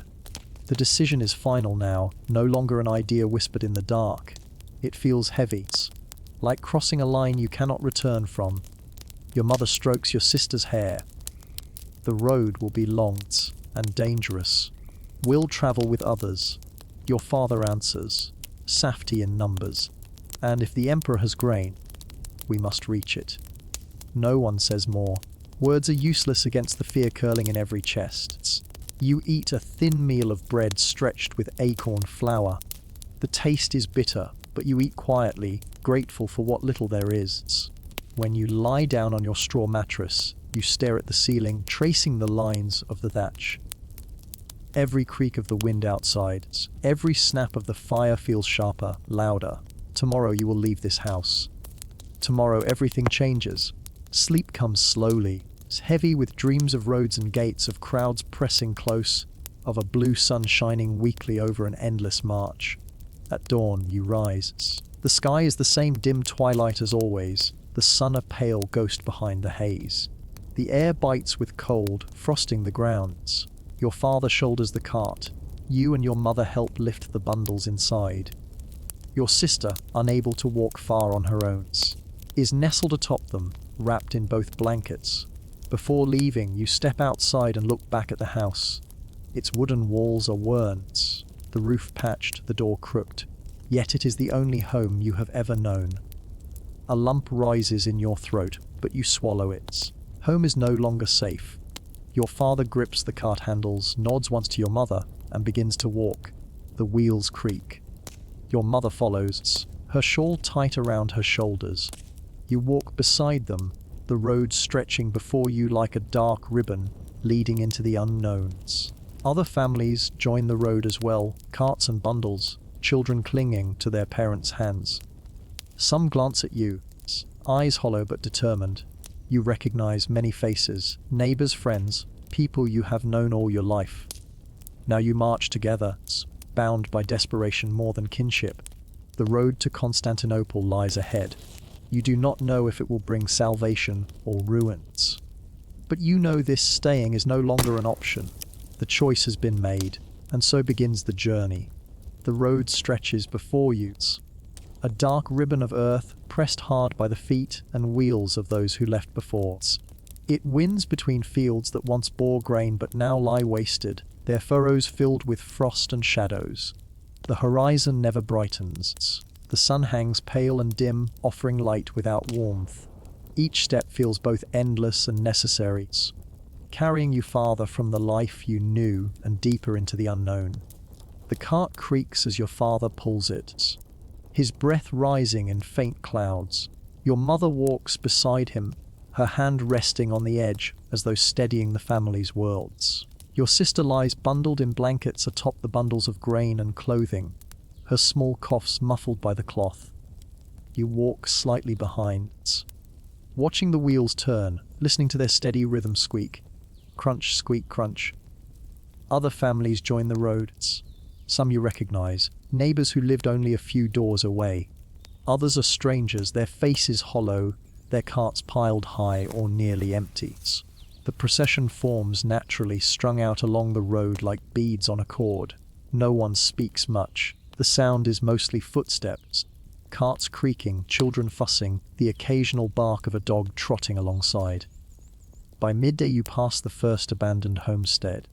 Its roof has collapsed, timbers jutting like broken ribs.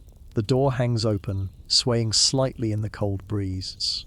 Someone had once carved a small cross above the lintel, now faded and weathered. A child in the crowd points and asks a question, but the mother hushes him quickly. Eyes linger for a moment, then turn back to the road. The farther you walk, the more ruined houses you see. Some burned blackened shells against the dim sky, others collapsed into piles of wood and stone. All silent, all empty. They serve as grim markers, reminders that the famine spares no one, no place. Your stomach gnaws with hunger. The bread you ate at dawn feels like a memory already distant. Around you, others eat sparingly. Small handfuls of dried peas. Thin strips of smoked meat, crusts of bread so hard they must be soaked in water. Every bite is taken slowly, deliberately, as though stretching the food will stretch time itself. As the day wears on, the road grows crowded. More families join, merging into the floats.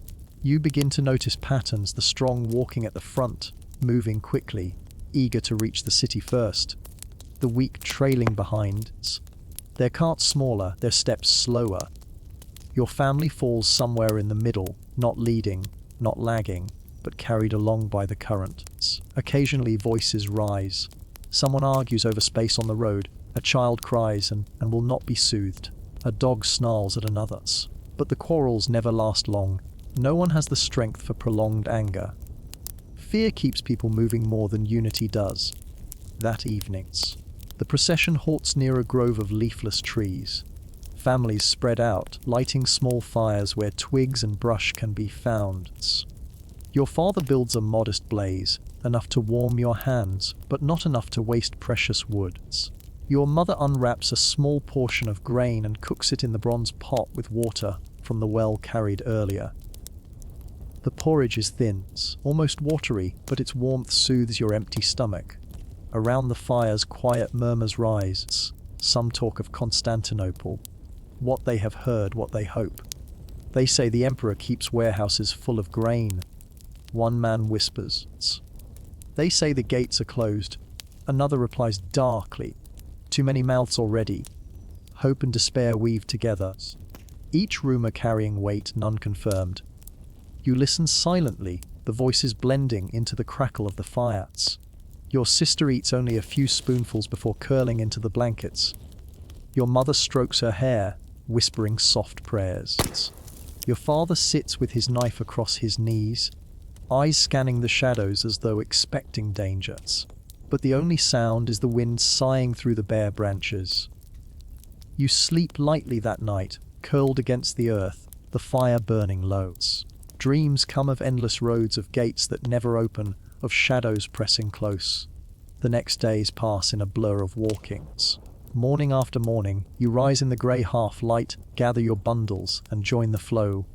The road becomes your world. Dust, frosts, and endless feet. Your legs ache, your stomach knots with hunger, yet still you walk. Sometimes you see the remains of travellers who did not make it. A broken cart left in the ditch. A child's shoe half buried in mud. Once, a body wrapped in cloth laid carefully by the roadside. The crowd moves past in silence, eyes averted. Yet there are moments of strange beauty, too. Once, when the clouds part briefly, a shaft of pale light spills over the hills, turning the frost to silver. The travellers pause, faces lifted, as though remembering what true sunlight felt like. For a moment, hope flickers. Then the clouds close again, and the road swallows you once more. Food grows scarcer each day. Families begin trading quietly, a measure of grain for a blanket, a strip of dried meat for a waterskin. Your father barters carefully, guarding what little you have. You learn quickly not to stare at others' food, not to draw attention to your own. Hunger sharpens suspicion. One afternoon, a fight breaks out farther down the line. Two men grapple over a sack of flour. Shouts rise, children cry, and for a moment chaos ripples through the crowd. But then others drag the fighters apart, and the procession continues, shaken but moving still. No one speaks of it afterward, but everyone walks a little faster, eyes sharper. After a week on the road, you reach the first checkpoint. A crumbling watchtower looms beside the path, manned by weary soldiers in dented armor. They demand coin or goods to let families pass. Some pay reluctantly, handing over copper coins, even jewelry. Others plead, offering nothing but their empty hands. Your father offers one of your spare tunics, folded neatly. The soldier examines it, shrugs, and waves you through. Relief washes over you as you pass beneath the shadow of the tower, but the knowledge lingers. Every step closer to Constantinople may demand another price. That night, you rest in a hollow by the roadside. Fires flicker all around, each family clinging to its small circle of warmth. The air is filled with coughing, murmurs, the faint sound of weepings. Yet there is also the steady rhythm of survival. The pot boiling, the wheel creaking, the quiet resolve of people who refuse to stop. As you close your eyes, the road stretches out before you in your mind, winding on and on toward the unseen cities. Constantinople is still far away, its walls and gates hidden beyond days, perhaps weeks of walking. But you are on the path now, and the path has only one direction forward. The road narrows as the days pass, winding through low hills and frost-bitten forests. The procession of travelers grows larger, families strung out over miles, carts creaking under fragile loads. Dust and mud cling to boots and skirts. The cold never eases, the pale, dim sun offers little warmth, barely enough to see your hand in front of your face. Every morning feels like waking in a half-light. Every night a continuation of the same grey world. The closer you get to Constantinople, the more restless the travellers become. Whispers circulate, some speak of the gates being closed. Others claim soldiers are turning families away, sending them back along the roads. Anxiety hangs heavy, and people walk faster, pushing their carts harder, hoping to reach salvation before others do. Your family moves steadily, your father leading the cart with a firm grip, your mother beside him, guiding your sister's frail body as she clings to the bundles. You fall into step behind them, listening to the distant noises ahead, voices raised in fatigue, children crying, dogs barking. It is a strange symphony of desperation, carried along the grey light of the dim sun. Signs of the city begin to appear. At first, they are subtle, a ruined tower glimpsed over a hill, smoke rising from distant chimneys, the sound of a bell tolling faintly through the frosts. Travellers point silently, nodding toward each other, their eyes wide. The closer you get, the larger the signs become. Stone walls rising above the trees, remnants of roads paved with slabs, the sound of voices louder, carrying over the winds. Yet even these glimpses bring no comfort. The air is thick with rumours. One man whispers that the city is overcrowded, that the streets are filled with those who left their villages earlier, that hunger has made people cruel. Another says that the emperor's granaries are empty, and that only soldiers and nobles are being fed. Your father listens quietly to these stories, his face unreadable. He pulls the cart a little faster, as if speed could outrun the dread. Your mother whispers prayers under her breath, hands folded tightly, eyes fixed on your sister, who clings to her shawl and stirs restlessly. The road becomes increasingly crowded. Travellers jostle for space, carts bumping against one another. Children are tired, crying, or silent in fear. Elderly people walk with trembling steps, leaning heavily on canes, sticks, or the shoulders of their companions. The smell of sweat, smoke, and unwashed bodies hangs in the air. Alongside your family, others move at a slow, careful pace. Some share food, crumbs of bread, a small piece of dried meat. Others guard what little they have with sharp eyes and clenched hands. Suspicion is constant, trust is scarce. Your father stops once, pointing to the distance. A column of smoke rises from what seems to be a small village or rest stop along the way. Families are gathered, sitting near fires, their carts arranged in circles. Some are cooking, some tending to children. Your father nods silently. "We rest there," he says. Even in rest, tension remains. The fire is small, barely warming your fingers. The porridge is thin and bitter. Around you, travelers whisper to each other, recounting the horrors of their villages, the failures of their crops, the loss of children or livestock. Some speak of families left behind, the graves in fields, the frozen bodies along the roads. Your mother murmurs a quiet prayer, pressing her lips to your sister's forehead. "We must reach the city," she says softly. "We must reach the walls before it is too late." As the next morning breaks, or what passes for morning in this grey world, the walls of Constantinople begin to emerge more clearly. You see them first from a distance, massive and foreboding, stretching across the horizon. Towers rise like jagged teeth against the pale skies. The gates are high, guarded by soldiers in armor that glints faintly in the dim light. People around you grow quiet, their eyes fixed on the city. Some sigh in relief, others bite their lips, fear etched on every face. You notice that many in the crowd whisper prayers, clutching rosaries or amulets, hoping for protections. The weight of hope and fear mingles in the cold air. Your father slows the car, letting others move ahead.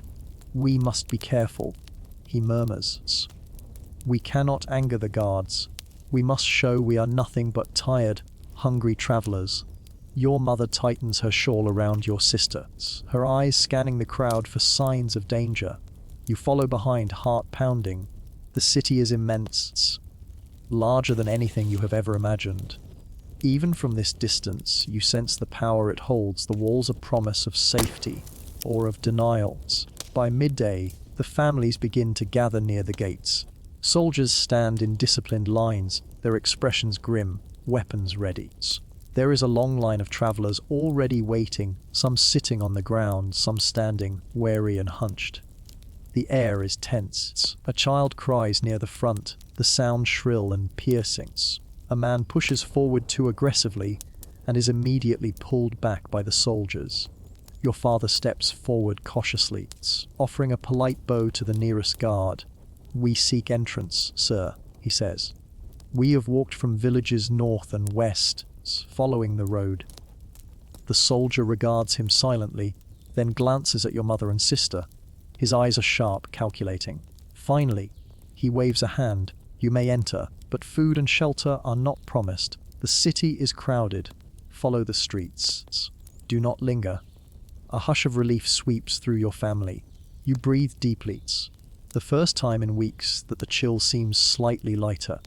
Behind you, the road stretches back endlessly, filled with people still waiting their turn. Ahead, the city looms, immense and intimidating. Your mother grips your father's arm, whispering, "We made it, at least to the city. Now we must survive within it." Your father nods, eyes scanning the walls, noting the movement of the guards and the paths of the streets. "This is only the beginning," he says softly. "The road brought us here, but it is within the walls that the real struggle begins." You glance around, taking in the enormous gates, the throngs of weary travelers, the dim sunlight filtering through the haze. The city feels alive, even in this twilight.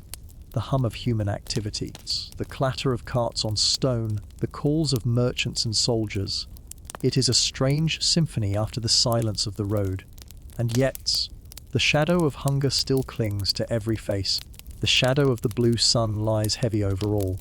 You step forwards, following your family into Constantinople, aware that the road has led you to salvation, but that survival here will demand every ounce of strength, courage, and hope you possess. The city is immense, the crowd relentless, and the dim light of the pale sun washes everything in silver, grey. Every face around you tells a story of endurance, fears, and quiet desperation. Every step is a reminder that the world has changed, and that the darkness, though fading, is far from over. The shadow of the city stretches long before you, and you know that the coming days will test you more than the road ever could. The gates of Constantinople close behind your family with a heavy clang, a sound that feels both final and protective. Inside, the city stretches endlessly, walls and towers enclosing a sea of buildings packed so tightly they seem to lean on each other for support. Streets are narrow and twisting, paved with worn stones that have carried feet for generations. The dim sun barely penetrates the tall buildings, casting a perpetual twilight over the city. Your father steers the cart carefully through the crowded streets. Travelers, refugees, and local citizens press close on every side. The noise is overwhelming, voices shouting, carts squeaking, horses clattering, merchants hawking what little they have left. The smell is a mix of smoke, waste, damp stone, and cooking fires. For someone who has walked days along empty roads, the crowd feels suffocating, yet it is life, messy, chaotic, alive. Your mother keeps a tight hold on your sister, guiding her steps. The child leans heavily against her shoulder, still coughing, still frail, yet managing to keep pace. You walk alongside, taking in every detail. The city is a marvel, with massive gates, aqueducts spanning streets like frozen bridges, and stone towers rising higher than any hill you have seen. Yet behind its grandeur, there is a subtle tremor of fear. The city's pulse is frantic with hunger. Food is scarce everywhere. Alongside the streets, small stalls sell bread, dried fish, and meager vegetables, but prices are high. Coins and food are exchanged quickly, sometimes with a brief word of thanks, often without. Your father searches for a place to trade some grains, hoping to secure a small loaf or a handful of dried fruit. A merchant shakes his head. Grain, too little, too late, he mutters, eyeing the small sack. The stores are empty, the mills closed. The emperor's warehouses are rationed for soldiers and the nobility. You'll get what scraps are left in the markets, if you are lucky. Your father nods silently, passing on the offer. They move on. The hunger gnaws at your stomach with every step, and the cold of the city, damp stone, narrow alleys, and open-air markets, makes it sharper. Even within these walls, survival is not guaranteed. Crowds move quickly, shoving past one another to reach the few sources of food, water, and warmth. Families huddle together, keeping close, whispering warnings and instructions. Your father keeps a hand near the knife at his belt, though he hopes never to use it. As you move deeper into the city, the effects of the famine become more evident. Children with hollow eyes beg quietly, holding empty bowls. Elderly people sit against walls, wrapped in tattered cloth, some too weak to stand. Families carry what little they own in baskets, sacks, or on their backs. Dogs and other animals scavenge, following the streets in hope of scraps.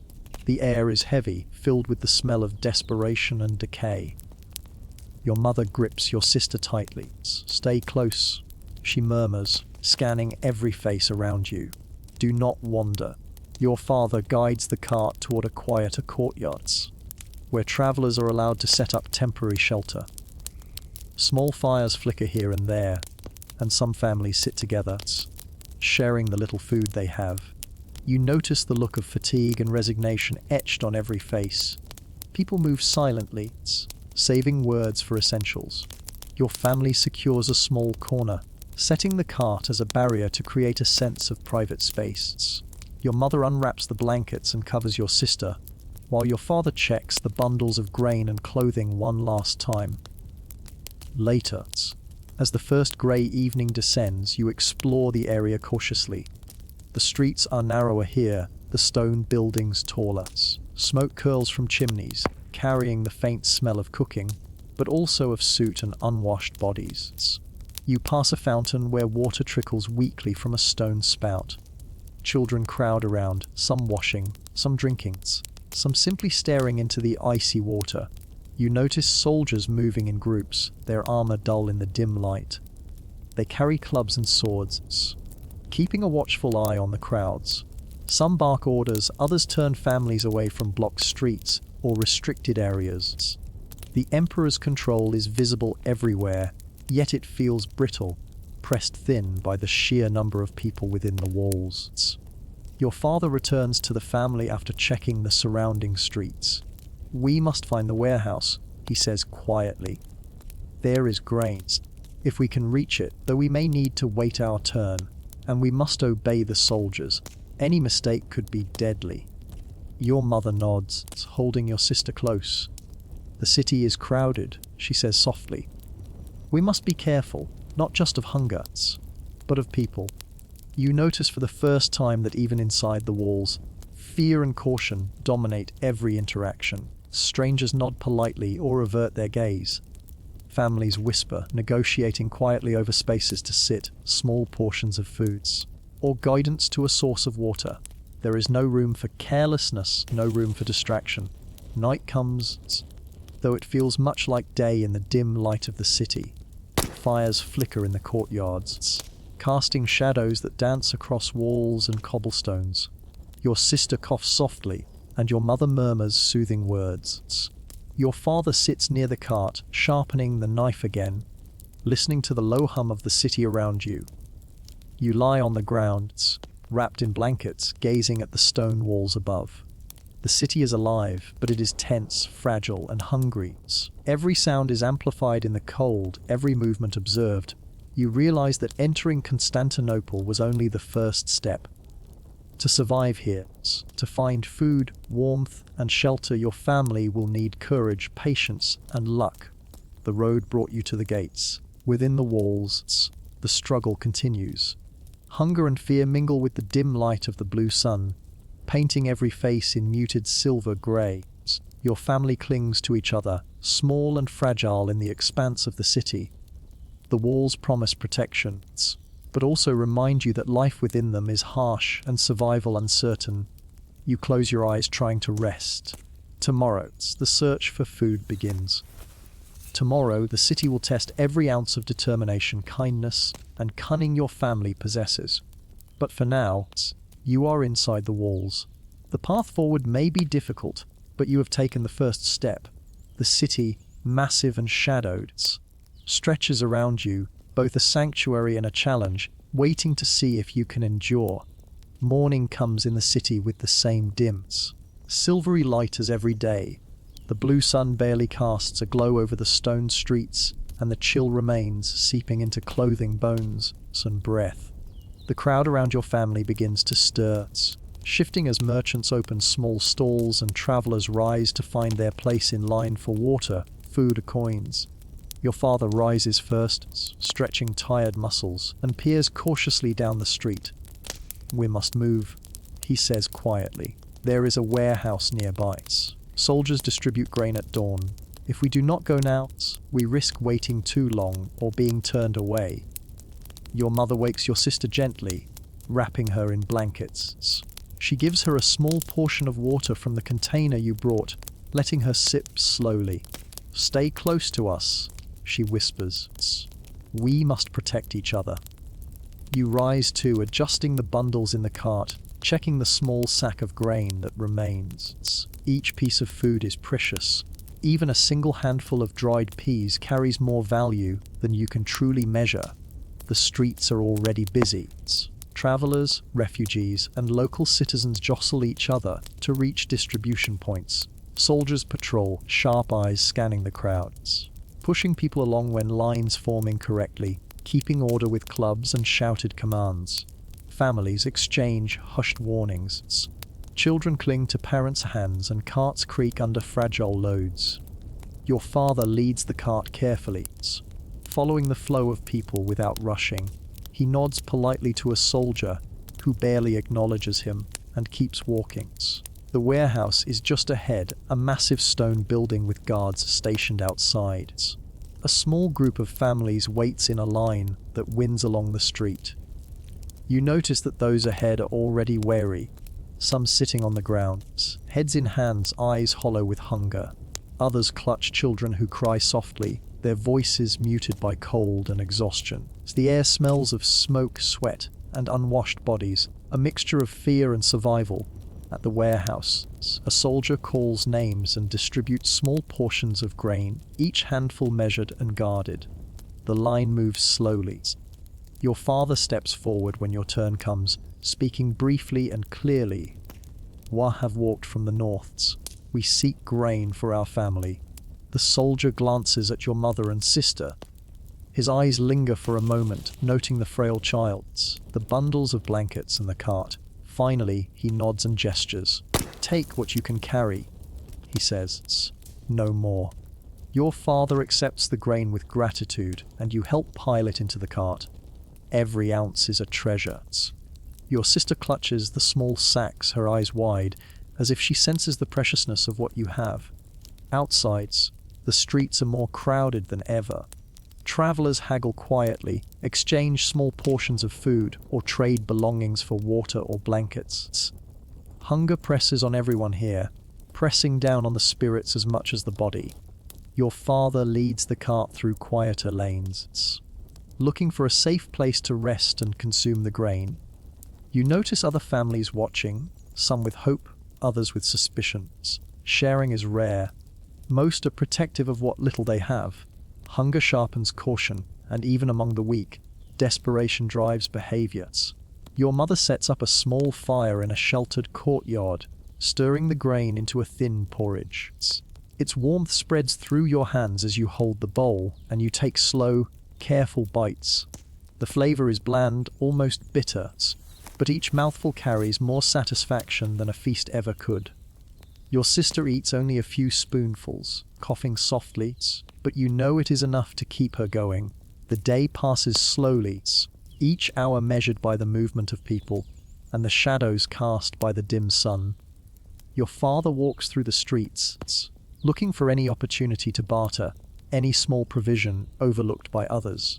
He returns with a few dried fish and a handful of beans, acquired through careful negotiation with another family. Every piece of food is distributed carefully, ensuring no one goes without entirely. You notice the look in your mother's eyes. Quiet worry. Each bite eaten is a fraction of the family's supply, each sip of water measured. The threat of starvation is never far, pressing at the edges of every thought. By evening, the courtyard is filled with other travelers. Fires flicker, children sleep in laps or against bundles of blankets, and the air is filled with the low murmur of voices. Some whisper prayers, others recount stories to pass time and keep spirits from despairing entirely. Your father tends the fires, while your mother prepares a modest meal from the remaining grain. The scent of cooked porridge fills the small space, and for a moment, the cold and hunger feel slightly less pressing. You sit beside your sister, feeding her slowly, watching as she swallows carefully. She leans against your mother's arm, eyes drooping with fatigue. You feel the weight of responsibility settle firmly on your shoulders, the knowledge that every decision, every careful ration, could mean life or death. The city is alive around you, but it is fragile. Hunger presses on every family, every street, every alley. The noise and motion are relentless, yet they carry a rhythm that is almost comforting. The pulse of survival. Your father speaks softly, almost to himself. We survived the road. We survived the walls. We must survive this. Your mother nods, pressing a hand to her chest. Yes, hunger is powerful, but we are together. That is our strength. You lie down that night on the edge of the blankets, listening to the murmur of the city, the creak of carts, the distant sound of soldiers' boots. Hunger presses gently against your stomachs, but warmth from the fire seeps through your bones. You close your eyes, imagining fields that once grew barley, the smell of fresh earth, the memory of sunlight before the fog. Sleep comes slowly but surely, a fragile reprieve. Tomorrow the struggle will continue, but tonight, your family is together, nourished just enough to keep moving, to keep hoping. Even within the walls of the great city, survival is uncertain. The blue sun remains dim, the cold pressing in from stone and stone walls. Yet here within the pulse of life and quiet determination, your family endures.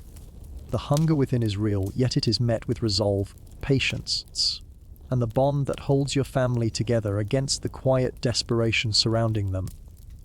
And so you rest, waiting for the next day. It's the next ration, the next moment of careful survival in a city both magnificent and unforgiving. Morning comes slowly, as it has for months, under the dim blue haze that still lingers over the city. But today, something feels different. The light is faintly stronger, less grey, less oppressive. Your father notices it first, pausing at the edge of the courtyard, eyes squinting upward. Look, he says softly, pointing toward the sun. It hangs pale but clearer in the sky, still bluish, but with the faintest hint of warmth beginning to seep through. The chill remains, but it no longer bites with the same icy edge. Your mother gathers your sister close, both of them looking up. A whisper of hope runs through the courtyard. Travelers pause, eyes lifted toward the sky, breathing quietly. It is as though the city itself is holding its breath, waiting to see if this change is real. The streets feel different too.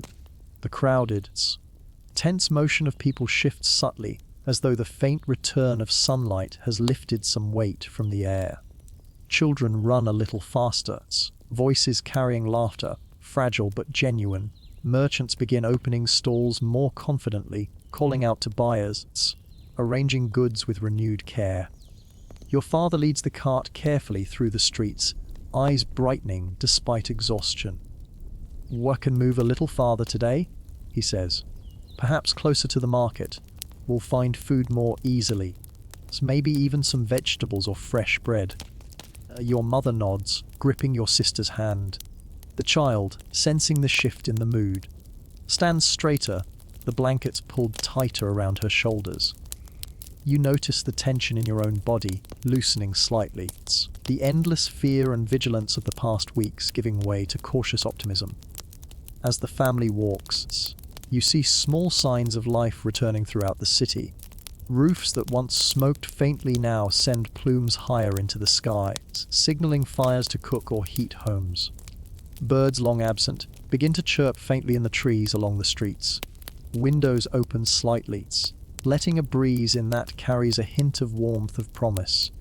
Your father stops at a small vegetable stall run by an elderly woman.